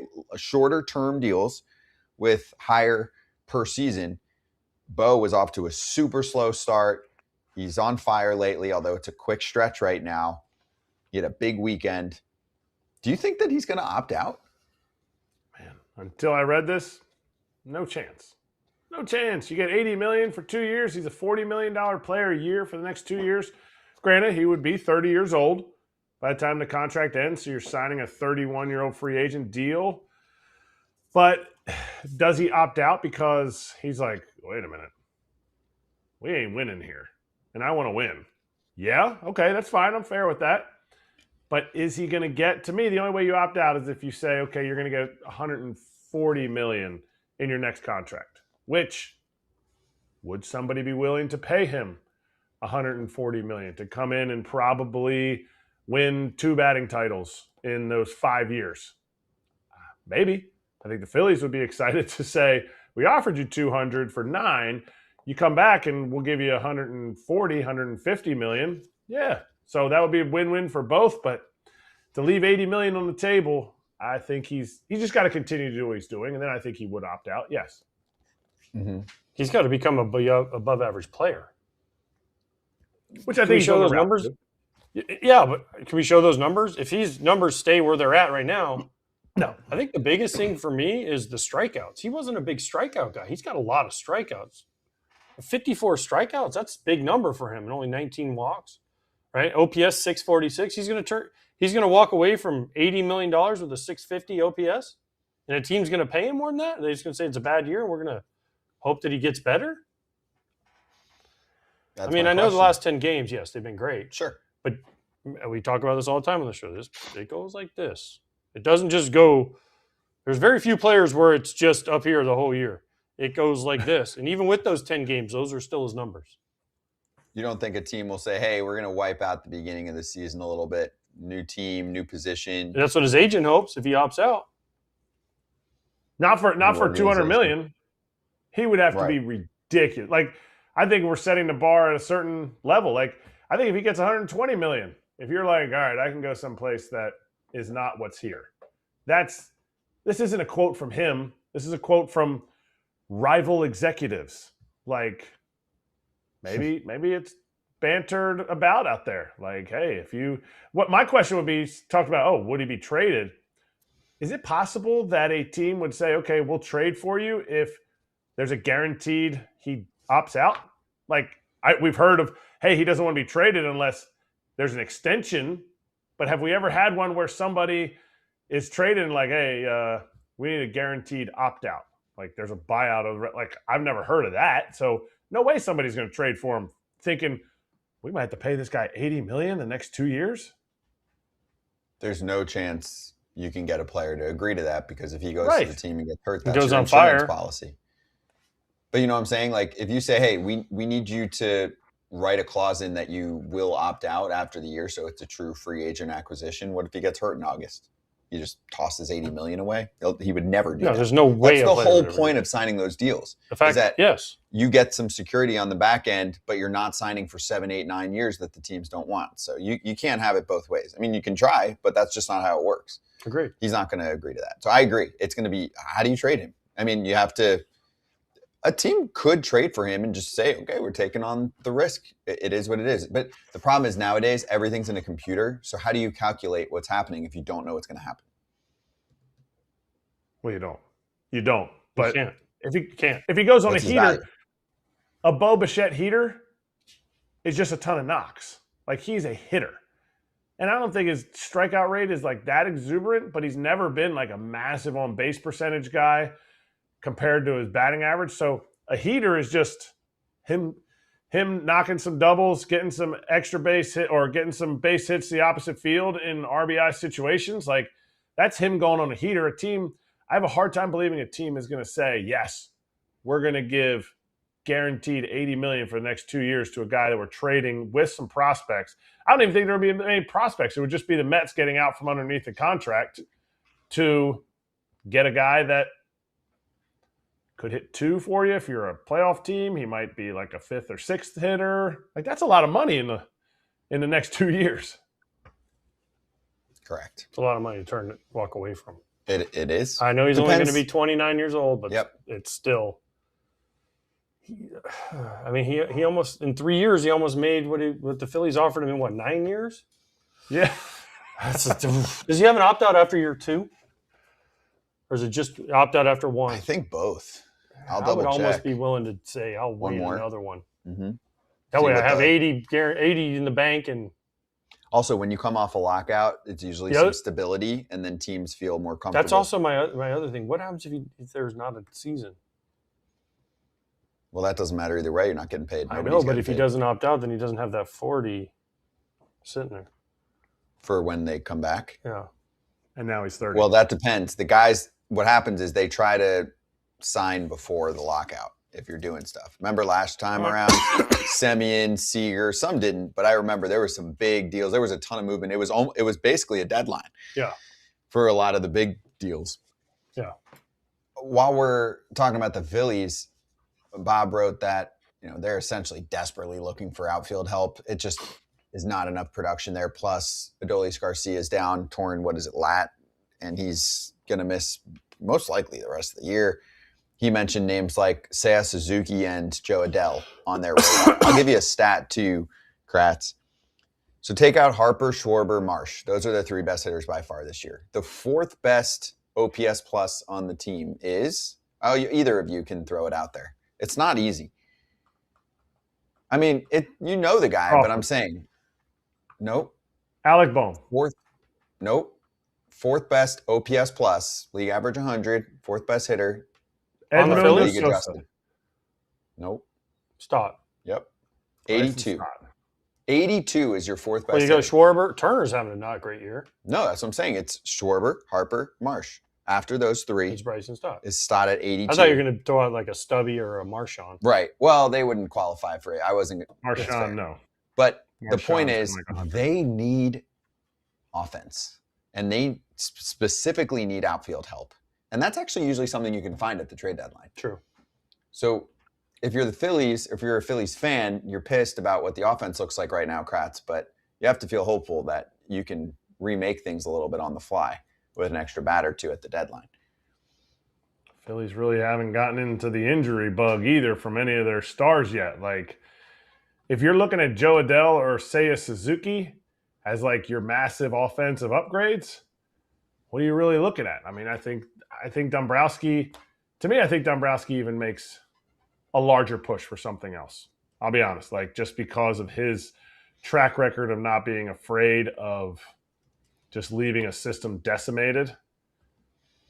I think that push will be there for a big outfield star that I don't think we're necessarily have on the radar, because they went to the playoffs last year. They were winning every game, and then the bullpen came in and they lost it. Okay?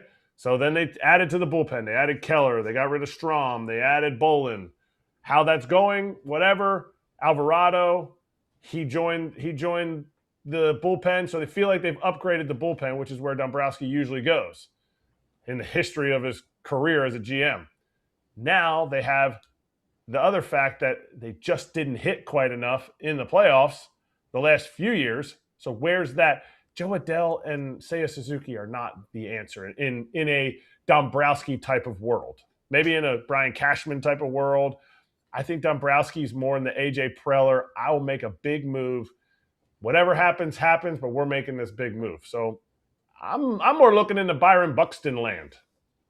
I mean, that would be massive. He's been a top 5 power guy in baseball. Look at the slugging percentage this year. Seiya Suzuki is a good bat. I know he's dealing with what the knee has been a thing, and his defense has been better this year. 121 OPS plus. His runners in scoring position number's terrible, but I think it was great last year. So I think that would be a decent ad. But there are others. We'll get to them. Let's step aside during the break for the online crowd. We'll go over Sandy Alcantara and what Bob said.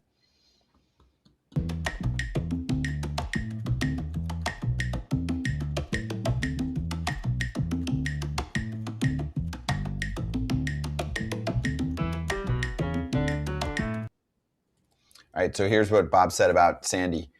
Teams are convinced the Marlins will deal him this trade deadline. And then Okay. we said, where could he end up? I mean, Anywhere. They have their price, and the Marlins might be in the wild card race. They will still deal him. They are a very, you pay the price at any time. It could be now. It could be August 1st. If White you Sox. pay the price, White Sox would be great. That'd be great. I just don't know the White Sox will do that. Why? Because the new age front office is prospect orders. It's so annoying. Stop. They are. Am I wrong? Find me a new front office that is not afraid to trade a prospect that'll become something. Okay, then find me a new front office that wins a World Series. Like, be different. Like, go to the Craig stadium. Breslow traded 4 guys to the White Sox for Garrett Crochet. All 4 of those have made an impact on the White Sox. And it scares the heck out of the next Now GM. every other team is like, well, we don't want to make that deal because that's 4 guys that could have made an impact on our team. I always bring up PCA Javi Baez deal. That one was crushing. For the Was it Mets. though? They One feel guy. the league feels it was because Baez did nothing, and PCA. But it is took an years for all-around PCA. star. I agree. I'm just. And the Mets thought they had a chance. The one I bring up is Aroldis Chapman for Gleyber Torres. How the Cubbies doing? Would you make that trade again, Cub billion fans? times over. You would trade it all for a World Series title. You should, if you're Would a the fan. Brewers trade Made, Lara, Cooper Pratt, every other guy they have down there for a World Series? They've never won one. The funny thing is, Would they do it? the guys you mentioned, that's like there's a whole nother layer that they could trade and avoid those guys and still get the I'm just players going out they the want. ones off the top of my head Right. that I know. And no doubt, you should trade any of those If you're the guys. Mariners, I don't know the Mariners top, Cole Emerson. Would you trade him for a World Series? Of course. It's not even close. It's not even close. And if your team doesn't want to do that, then you shouldn't even really cheer for your team, in my opinion. You go to Cellular Field, you go to the rate now, or whatever they're calling it, it is electric. If you say, I really don't want to add Sandy Alcantara there. No, we'll deal with who we got. We'll run Fetty out there every once in a while. No, you want a guy that will be the headliner for your rotation or the number 2 guy behind Davis. Like, whatever it is. Preller said it best. You know what? I'll trade my prospects because you know what? There's a draft next year and an international signing. I can get 10 more, 20 more. The real flex. And now they have is if you Mason can Miller. keep replenishing. That's the best GM.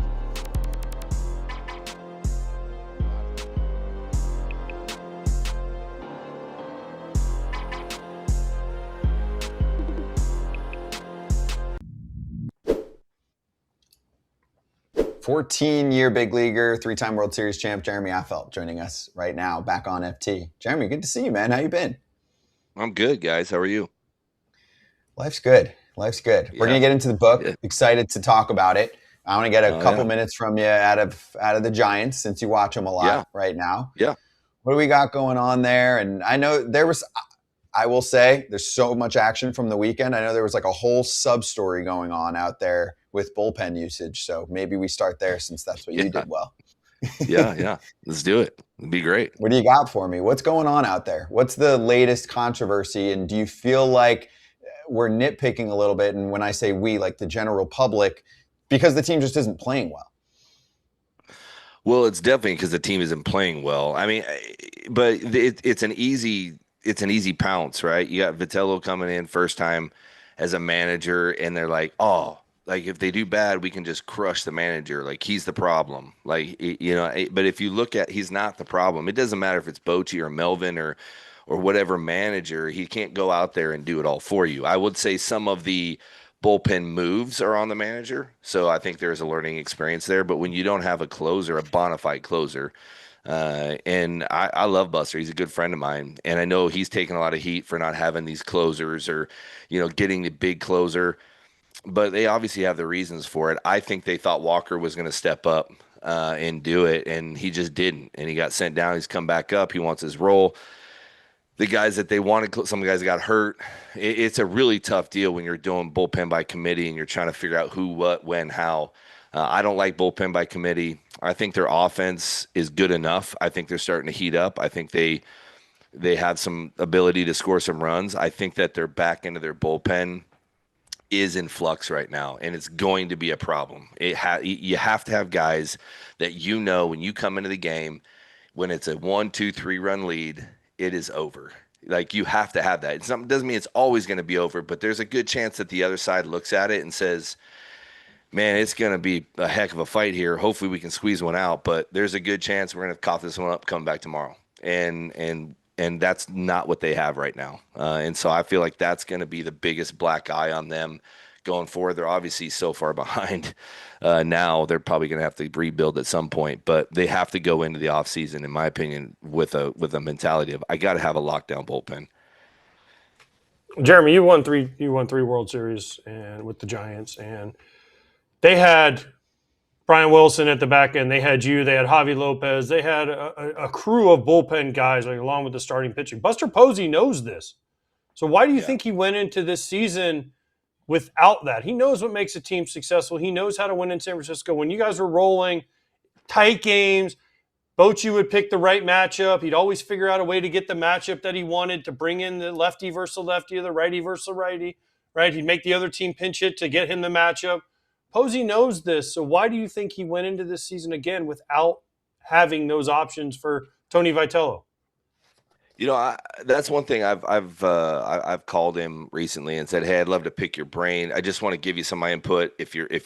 I'm sure you're being inundated with a bunch of like, why didn't you? So I don't want to do that. But it would be smart to get some perspective.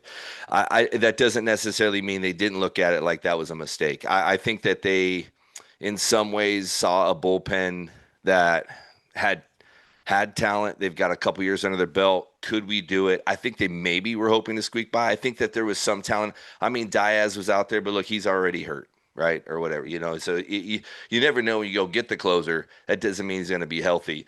I do feel like, I don't know if there was several options out there. They didn't go get any of them. I think they felt like maybe they could do it. Some teams roll the dice on that.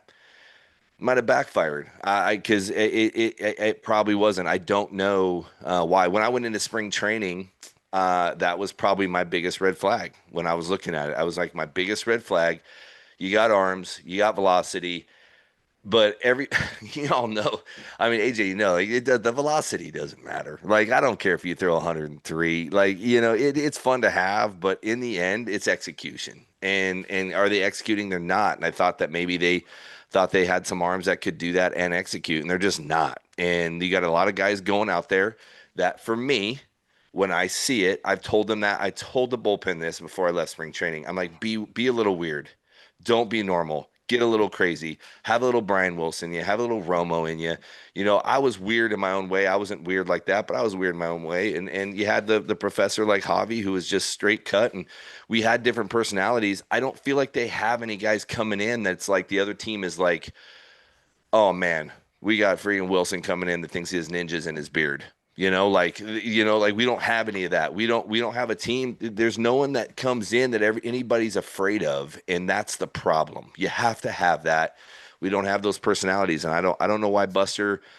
I think he probably wants to. He does definitely know. I'm just not sure what happened in those upper management conversations. All right, well, it's not the bullpen, but they did get somebody that you're like, oh, this guy puts fear into the other team's pitching staff. When they got Rafi Devers.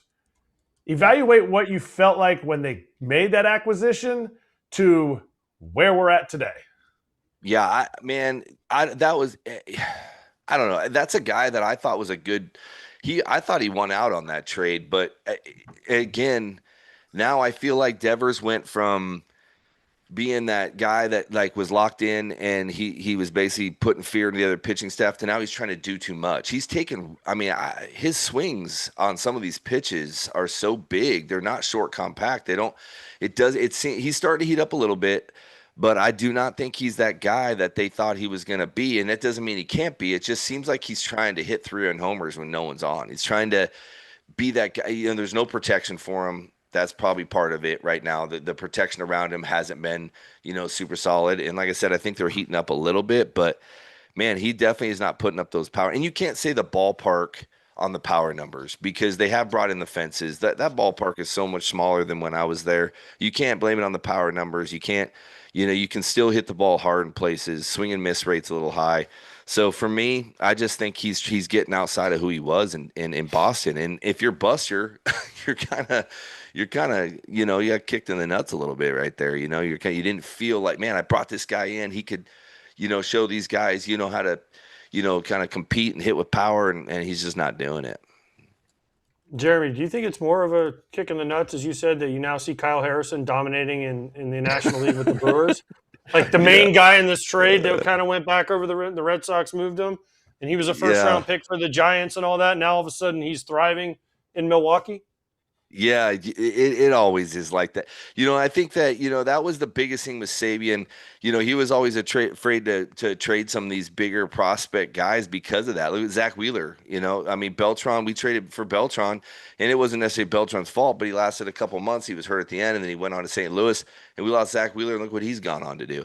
I think that, it is a risk. I think that trade is always a risk. That trade is like, if I have to give up a name, hopefully I get a name back that can give us some power, lose some pitching. And now you see what he's doing. And he shoved it on us too the other day in Milwaukee. I mean, he proved it. And it was almost like it was a weird trade because when he got traded, Boston, they sent him down. They never even gave him a chance hardly. He goes over there. He starts dominating. Sometimes it's the pitching coach. Sometimes it's, does he connect with how they're running defense, how they're running the pitching coach, talking to him, efficiencies, stuff like that. But it definitely, I'm sure, is one of those things where it'll get you. And I knew, he had some velocity situations when he was over the Giants where he had lost some velocity. They were trying to figure out why. Couldn't put their finger on it, and so I think they might have thought of that a little bit, with just him dropping velocity. But he's definitely doing an awesome job in Milwaukee, and sometimes that happens. Unfortunately, it happened to the Giants. Jeremy, you know why Brian Sabean was afraid to make trades after about 2003 or 4? You? Exactly. We heard those stories. Oh yeah. So you're welcome. You're welcome, Giants fans. Brian Sabean. I got you guys 3 World Series. Look, I even have my little Giants bobblehead sitting. That's right. That's great. That's so funny. Yeah, Hey, that's pretty Jeremy, funny. That's good.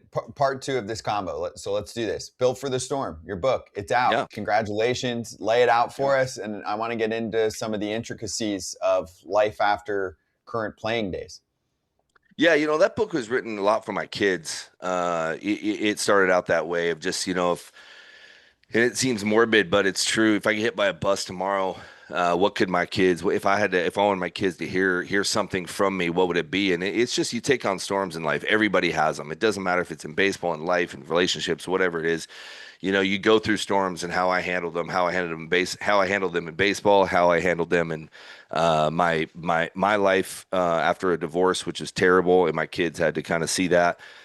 Just trying to talk to people about how we deal with them, and it's actually kind of evolved. It's been pretty awesome. I just came back from a trip from Salt Lake City. John Buck put on a pretty awesome panel for mental health and dealing with mental health scenarios, and I was able to be brought in to talk about charging the storm, taking it on, and having a herd around you. Ankiel showed up, Sean Casey, Grilly, myself, Kyle Snyder, a lot of guys, came in for him to talk about it. And so for me, that's what it was, right? It's something that's very important to me when it comes to just taking on life's challenges, but it's also very important for people to hear. And I just felt like some of my baseball stories, some of my life stories, letting people know that, hey, life happens just because we're baseball players. I mean, it doesn't matter what you do in life. Not everything's hunky dory, and not everything's just like, oh man, everything's great. I think all of us have seen baseball, and baseball families have gone through some terrible scenarios. So just talking to Sean about his situation a few years ago, a lot of stuff. So for me, it was just something that I thought I could write, that I had a voice and a platform to deal with. And I get to hang out with a lot of people, whether they be athletes or non-athletes, and just let them know that, life storms, when they come your way, it knocks you down, but it's not meant to keep you down. It's actually meant to make you stronger and to take life on. And as long as you have a heart beating inside your chest, you have purpose. And that was able to be expressed in the book. It was able to be expressed this weekend. So we got to hang out with a lot of first responders and military guys, stuff like that. So it was pretty awesome. You said you went through struggles while you were playing and after you were playing. We're all going to be ex-players at some point. Yeah. What was the biggest struggle after you were playing, or the thing that was toughest for you to change over from being a player? I think I just identity, as much as I tried not to let baseball be my identity, as much as because I always, you knew it, you weren't going to play forever. It wasn't my life. I didn't make it my life, but it still was that. And so when you come out of the game, you don't really know, what are you getting up for? I don't have a routine. I can't go to the ballpark. Even the off seasons, I don't know what I'm training for. Am I going to the gym just to stay healthier? Because I'm not going to the gym to get ready for baseball. And then I don't have that routine. I don't have that camaraderie. I don't have those guys in the clubhouse calling buddies up to go golf. And they're like, Jeremy, we actually work for a living. Not everybody can retire at 36. And it's mind boggling. You're like, wait, what? You guys can't go golf? Like, no, we have jobs, and you can't hang out. You can't mess with guys the same way. People have thinner skin than baseball players do sometimes when you're having fun with them. So just making those adjustments, and now I'm home all the time. Now I'm a dad, all the time. Like I just getting in the rhythm of being a father and what the family dynamic was. So for me, just that whole scenario of not having the routine was really, really hard for me to adjust to.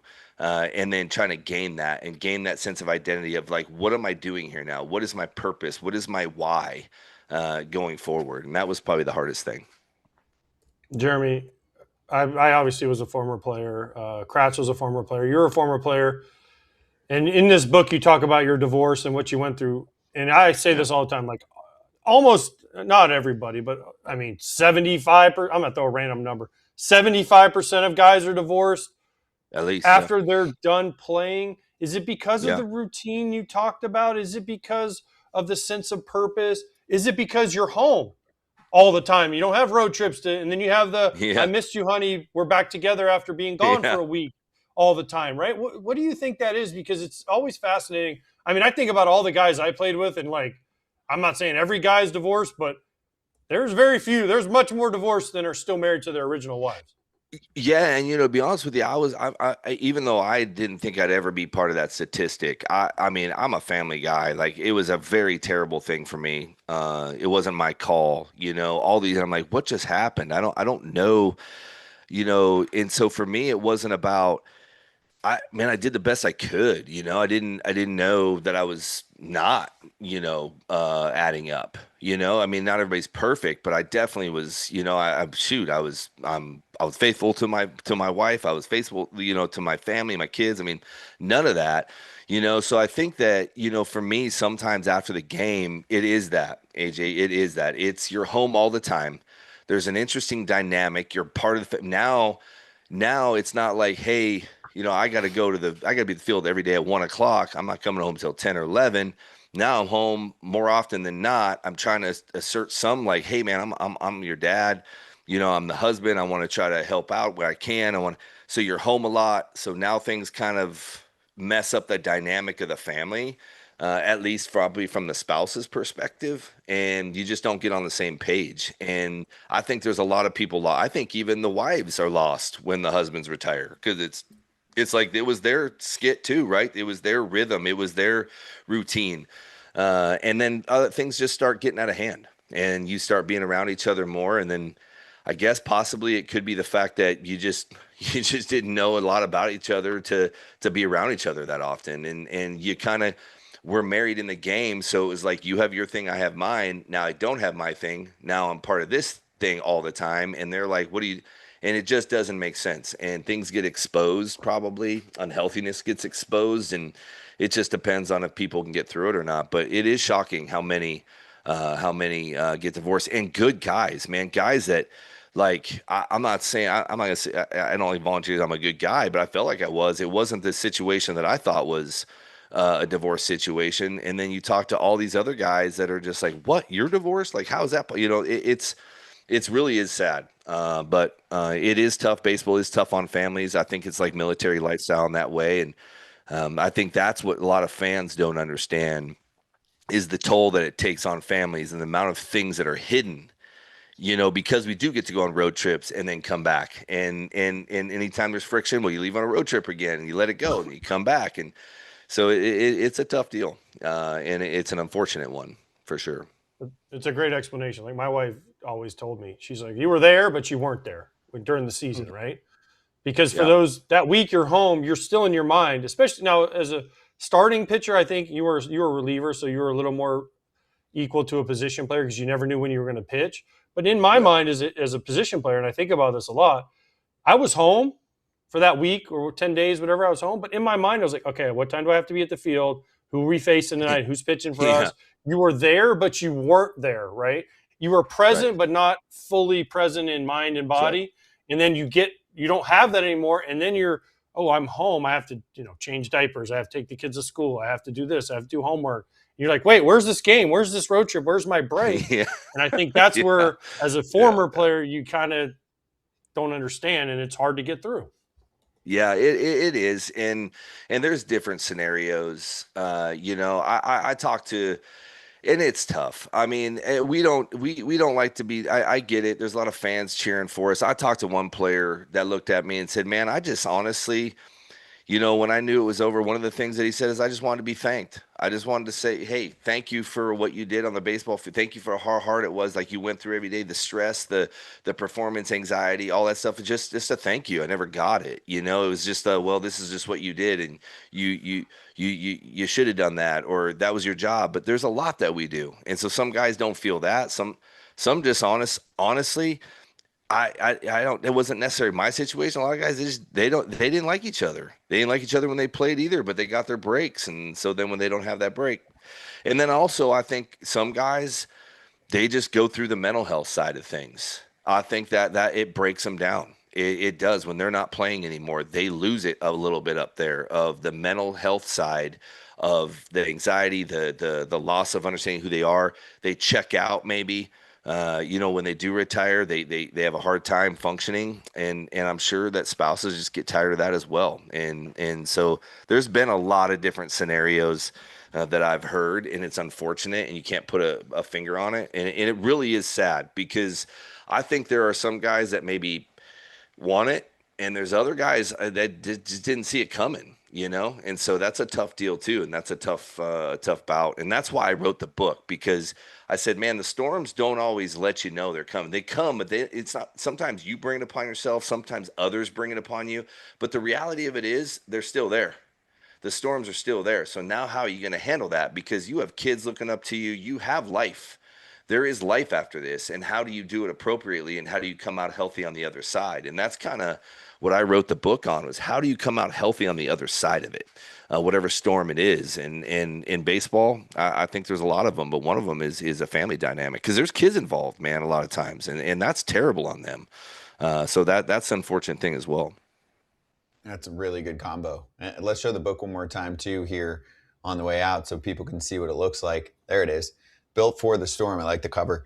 And it's available at jeremyaffeldt.com, AFFELDT. Jeremy, congrats on the book, man. And really enjoyed the combo. Always enjoy it. Good catching up. Yeah, appreciate it, guys. Thank you, man. Appreciate you guys for the dialogue. That was awesome. Yeah, same here, man. Thank you.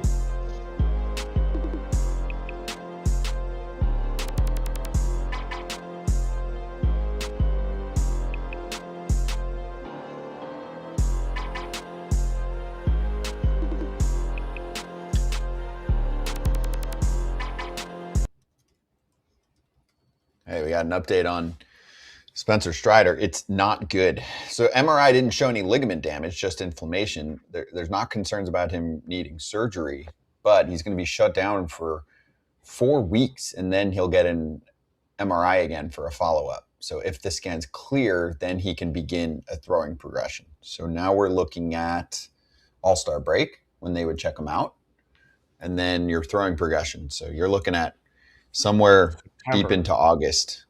September. You're looking Not even. You're not touching. Well, if he gets cleared July 15th or a little before that, you're July looking at 10th, 8 to 10 weeks. 8 to 10 weeks from now. 4 weeks, and it's 4 to 6 weeks for him to be back. Right. So that's your September. Or deep into August. But yes, same thing. Yeah, late in the season. Oh, yeah. Still not nothing, but it's time something. for Anthopoulos to make a trade. We mentioned Sandy Alcantara in our other I don't know if the Marlins would do that. I don't know if the Marlins would do that, but there's got to be within the division. time. Let's see, Alex. Everything's been going rosy for you this year. Winning games, everyone's been good. Now it's time to. We'll see. He's a mover. Yeah, they're going to do something big, guys. They're gonna acquire a starter. Okay. They'll push to Tarik acquire Skubal. a starter. I mean, that would be the ultimate. Braves fans would lose their minds if they got Skubal. But this sucks. Like we mentioned earlier, because it was earlier in the show that we talked about Strider. Just hasn't been the same. It hasn't since he got his elbow. No. Most guys come back. We're so used to it now. And Yeah, some guys don't. It's not 100% though. No. It's not. It's gotten so good. The surgery is so routine these days that you're used to guys coming back, and you forget who had it. Remember, we used to know, like, oh, he's a Tommy John guy. We don't even Now it's not even a big remember anymore. We'll be like, oh, did he have two? We'll be like, is he a double TJ guy? deal. Yeah, 2 or 3. Now some guys have 3. Yeah. Now that extension that he signed, that some people were like, why would he ever do that? With those quads, why would you ever sign an extension?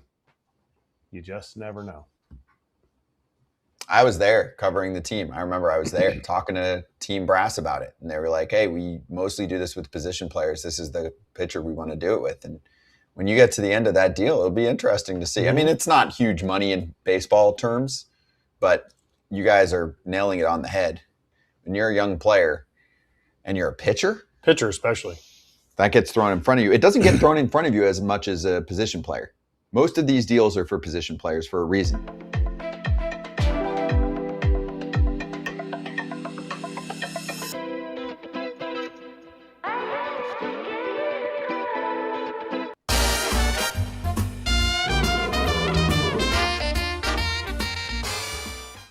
BetMGM Locks. Oh, I went straight up. I mean, Todd Father's real lock didn't hit, but he hated my pick on Friday. And I was like, all right, bring it on. That thing hit halfway through. Oh, you guys did soccer. We did soccer. Do I get credit for my soccer bet? Of course you do. So unfair. Make sure that my soccer bet did paid. We had you do that on Thursday, knowing that was your chance to weigh in on USA. So updated money bags across the board here. Times are pretty good for many. I feel like my soccer bet was not incorporated in that, but I'm just saying. I agree. It was.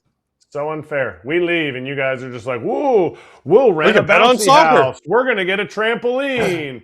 And then we're back, and it's like, strict, stick to the breaks, only the rules. Unbelievable. True. You're different, Scott. That's true. I'm here every day. When you guys aren't here, sometimes things get a little bit wild. Adam Ottavino made his debut the other day, and he was good. We had a good ball talk.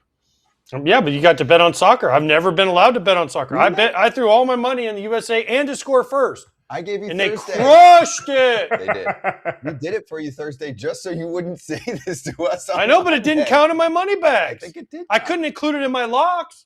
I was told I had to have a baseball bet and a soccer bet. Yep. Well, hey, producer lady is out today. That's why she's out, because she feels sick about the way that she screwed me over. You can have a conversation with her perhaps tomorrow. What would be your lock tonight? Over 9. You're screwed. Royals and Nationals. You picked Royals and Nats. And Phillies money line, straight up. Wheeler against, I don't know who the Marlins are even pitching. I don't really care. Gusto. Just like Wheeler at home. Gusto. Yeah, mucho gusto. Mucho gusto. Ryan, mucho gusto. But I'm putting 200 down. That's 179. So that would get me to like 358. Time to start knocking that number down. I've been messing around now. It's time to start getting serious. Okay.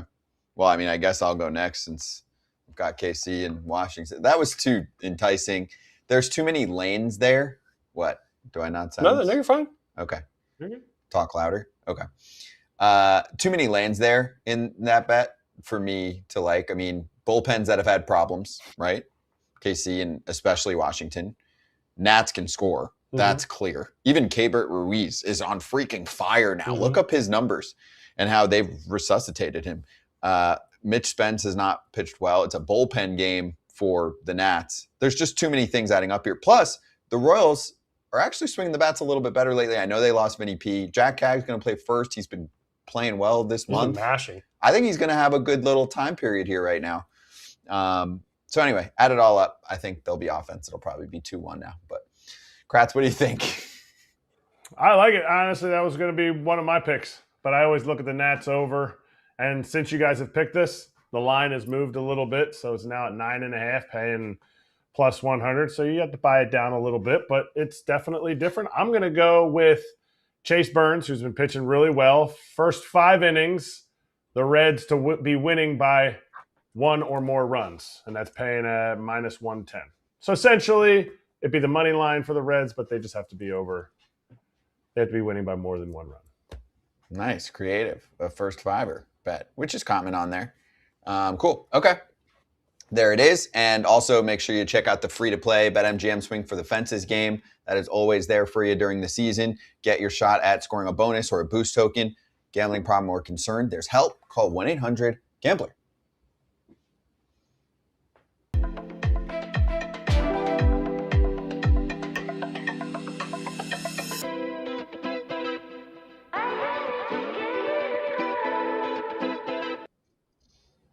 Hey, first ballot update for All-Star voting on the starters. The DH is Shohei Ohtani and Yordan Alvarez have the most votes. Yordan's just stupid good when he's playing. I mean, he's going to single-handedly keep the Astros in the race this year for a wild card in the American League. Maybe. Dodgers have 4 leaders. Braves have 3. So get ready for the Dodgers and Braves against the American League in mid-July to start the game. And they have the best record, so why would they not? Baldwin catching, Albies at second, Acuna in the outfield, Shohei at DH, Freddie at first, Muncy at third, Pages in the outfield, and then you feel really. I mean, I guess Acuna being hurt would be the one on there that you're like, but it's an exhibition. Right. Here's something I'll say about this, and I don't know if Kratz agrees with me. So it's an exhibition, right? And the fans get to vote, but this affects your pay as a player. It's been a right? thing. So should it affect your pay as a player when the fans can vote and you have a guy like, then you have guys that get the thing and then they opt out. So then more people, it's a debate that is worth at some point maybe having. If they should redo the system. But there is no way to do it. MLB wants to do it based on just a hard algorithm, and players don't want to do that either because that creates its own problems. So there's not a perfect. Because then you have everyone trying just to make the algorithm. Mm-hmm. C.J. Abrams is leading for shortstops, and Brandon Marsh is leading an outfield spot. Otto too. Lopez the should rest be somewhere are in there. The same team. The Otto Lopez is 5th for second baseman, which is right crazy. Now. Wow, he's got to come on the show. He was on Fish on First. Check out that episode, part of the FT Network. But we'll get Otto on the show at some point. I'm not saying it because at shortstop, he's 5th. Yeah, he's at shortstop. And then on the American League side, right now the leaders are Shea Langoliers at catcher, then Vladdy Jr., Ernie Clement at second, Junior Caminero at third, Bobby Witt at short, outfield's Trout, Judge, Bellinger, and then Yordan at DH. Can't really argue with any of those. Those are some good ones. Judge is out though, so that's kind of He's Vladdy at first. Yeah, that's fair. 3 home runs for Vladdy at first. Nick Kurtz, maybe. I mean, that's one plenty Nick that we Kurtz can go through. I know this is the first vote. I get it. Drake Baldwin's done well, but Hunter Goodman has been out just for a while too. 20th. He's been out, and Drake Baldwin's been out. 20th. I know. Hunter Goodman's going to be the Rockies All-Star. I mean, for like the next 10 years, as long as he's in Colorado. It's a popularity 4 contest, though. 4 more years. Said. Also, I mean, some people like to reward from second half into playoffs of last year, and that's fair. Vladdy was insane in the postseason last year. Some people don't think it should just be based off the first 2 months of the season is who the All-Stars are. That's a theory.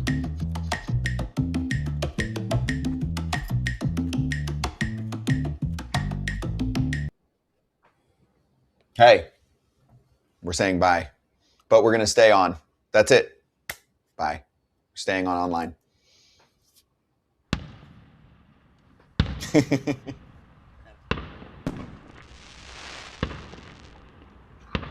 We're staying, don't worry.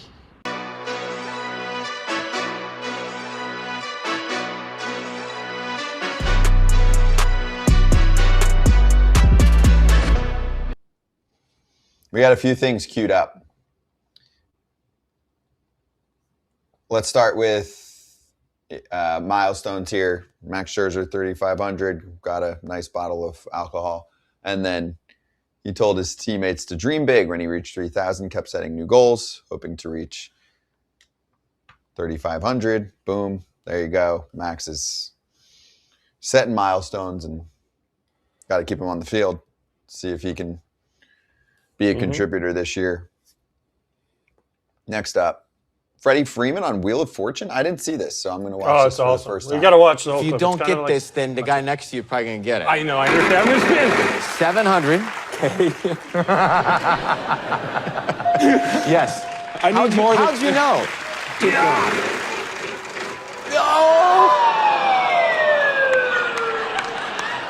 Now, Kike, All that work, Brian, I all think they're that work just smiling for for me. Kike. They're finally smiling.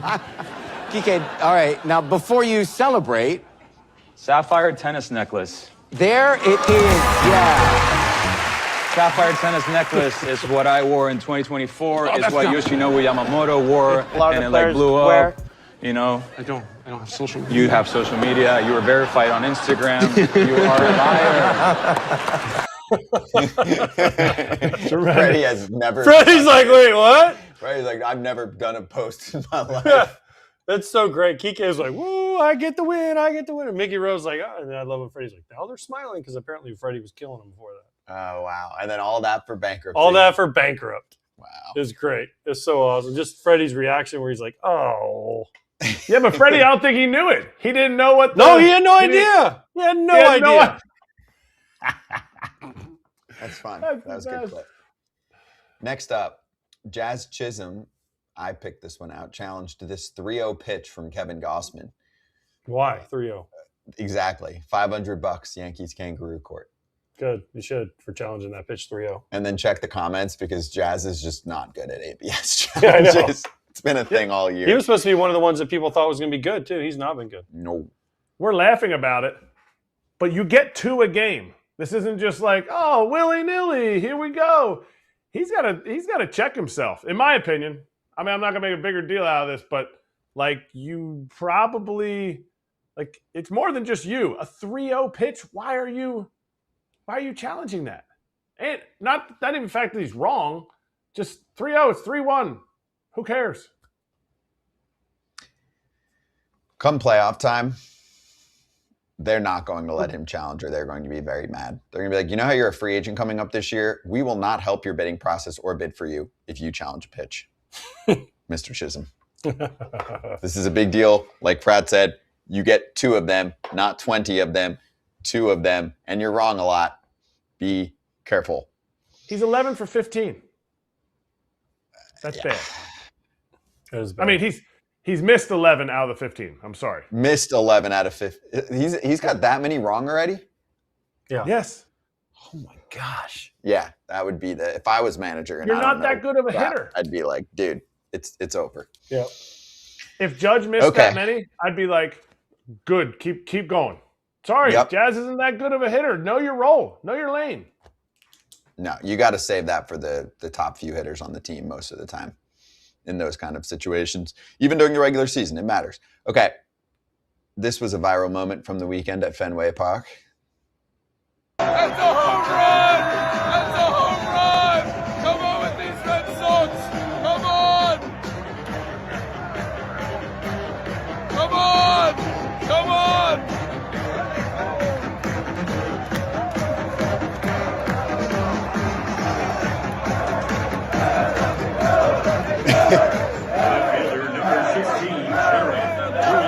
I'm blocking your view of the game. Took over Fenway Park. If you haven't seen the all the soccer fans that have the Freddie guy on Twitter, I'm sure Scott hasn't. Have you not seen this guy? No. Oh I've my been God, in- he's a German guy. Yeah. And he doesn't show his face, and he's following Germany around the U.S. and he stops at like Buc-ee's and Wendy's and Culver's and All the fast Cane's, food. Yep. and he tells all these great stories from Germany about like how different it is. He's like, we went into Bass Pro and they sell guns here, and he showed all the guns, right? So now he's in Houston with Germany, and J.J. Watt hooked him up with like the presidential suite and all the rockets and all this stuff. Like, and then you have the Scottish team, the Scottish fans that took over Fenway Park. They got to march into the stadium with bagpipes and this whole thing. And when they sang Country Roads and they sang Sweet Carol, if you just got to go on the internet and see all this stuff. It is awesome the way people have come over and all the things that we as Americans take for granted. They're enjoying the crap out of all this stuff. And it's so funny to see it from a different perspective because we live it you drive down the street. Like I was just in Martha's Vineyard for 2 weeks, and you drive down the street in Orlando where we live, Scott, and there's McDonald's and Burger King and Wendy's and Chick-fil-A and every fast food chain. And you go to Martha's Vineyard for 2 weeks and there's not one. And you're like, damn, I really miss like being able to get a hamburger whenever I want. But these people come over here and they are just loving it. Just like you love it when you go overseas. It's what I like when I go overseas because it's just so different. It's awesome. Yeah. So it was great. And yes, if you want to check out that party, there's plenty of clips on socials. Wanted to acknowledge that. Happy birthday, Kratzy. Enjoy the rest of the day. Have a good one. And for tomorrow, I know we have Tommy Pham joining us. So we're looking forward to Mr. Pham, free agent. See if we can latch him on with the team. And we'll see you then.